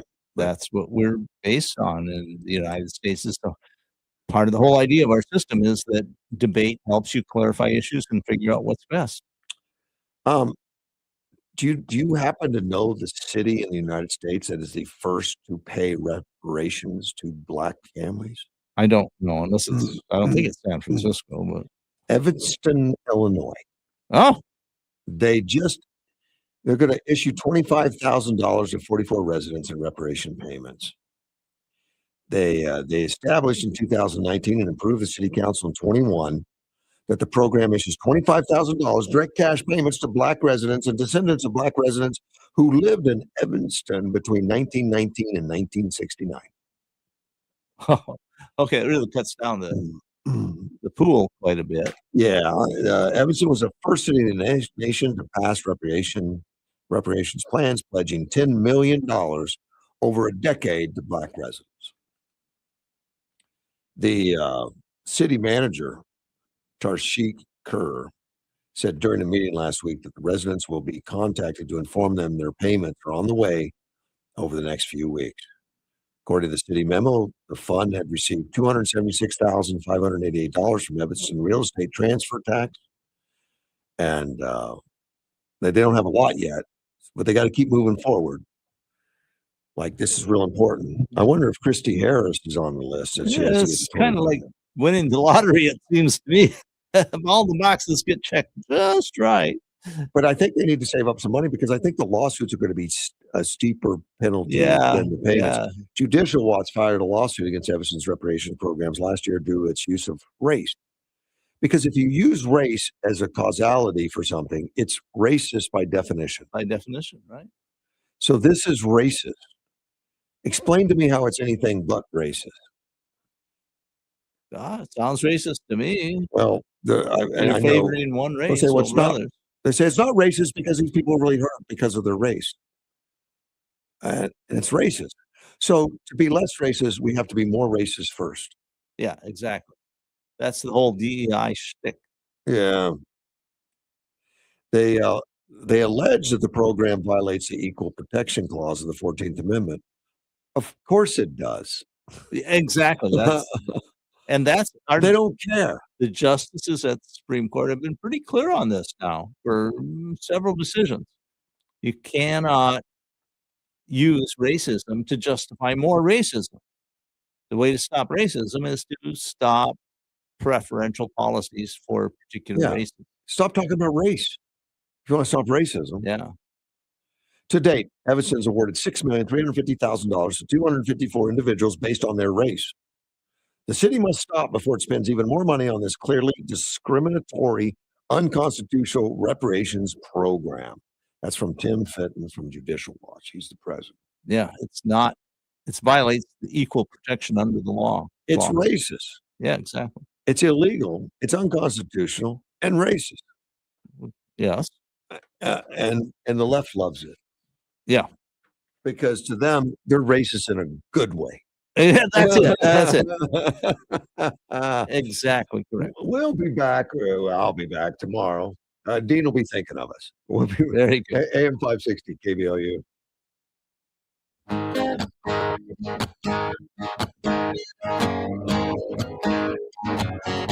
There's a man in D.C. He stands 6'3". He's fighting for you. He's fighting for me.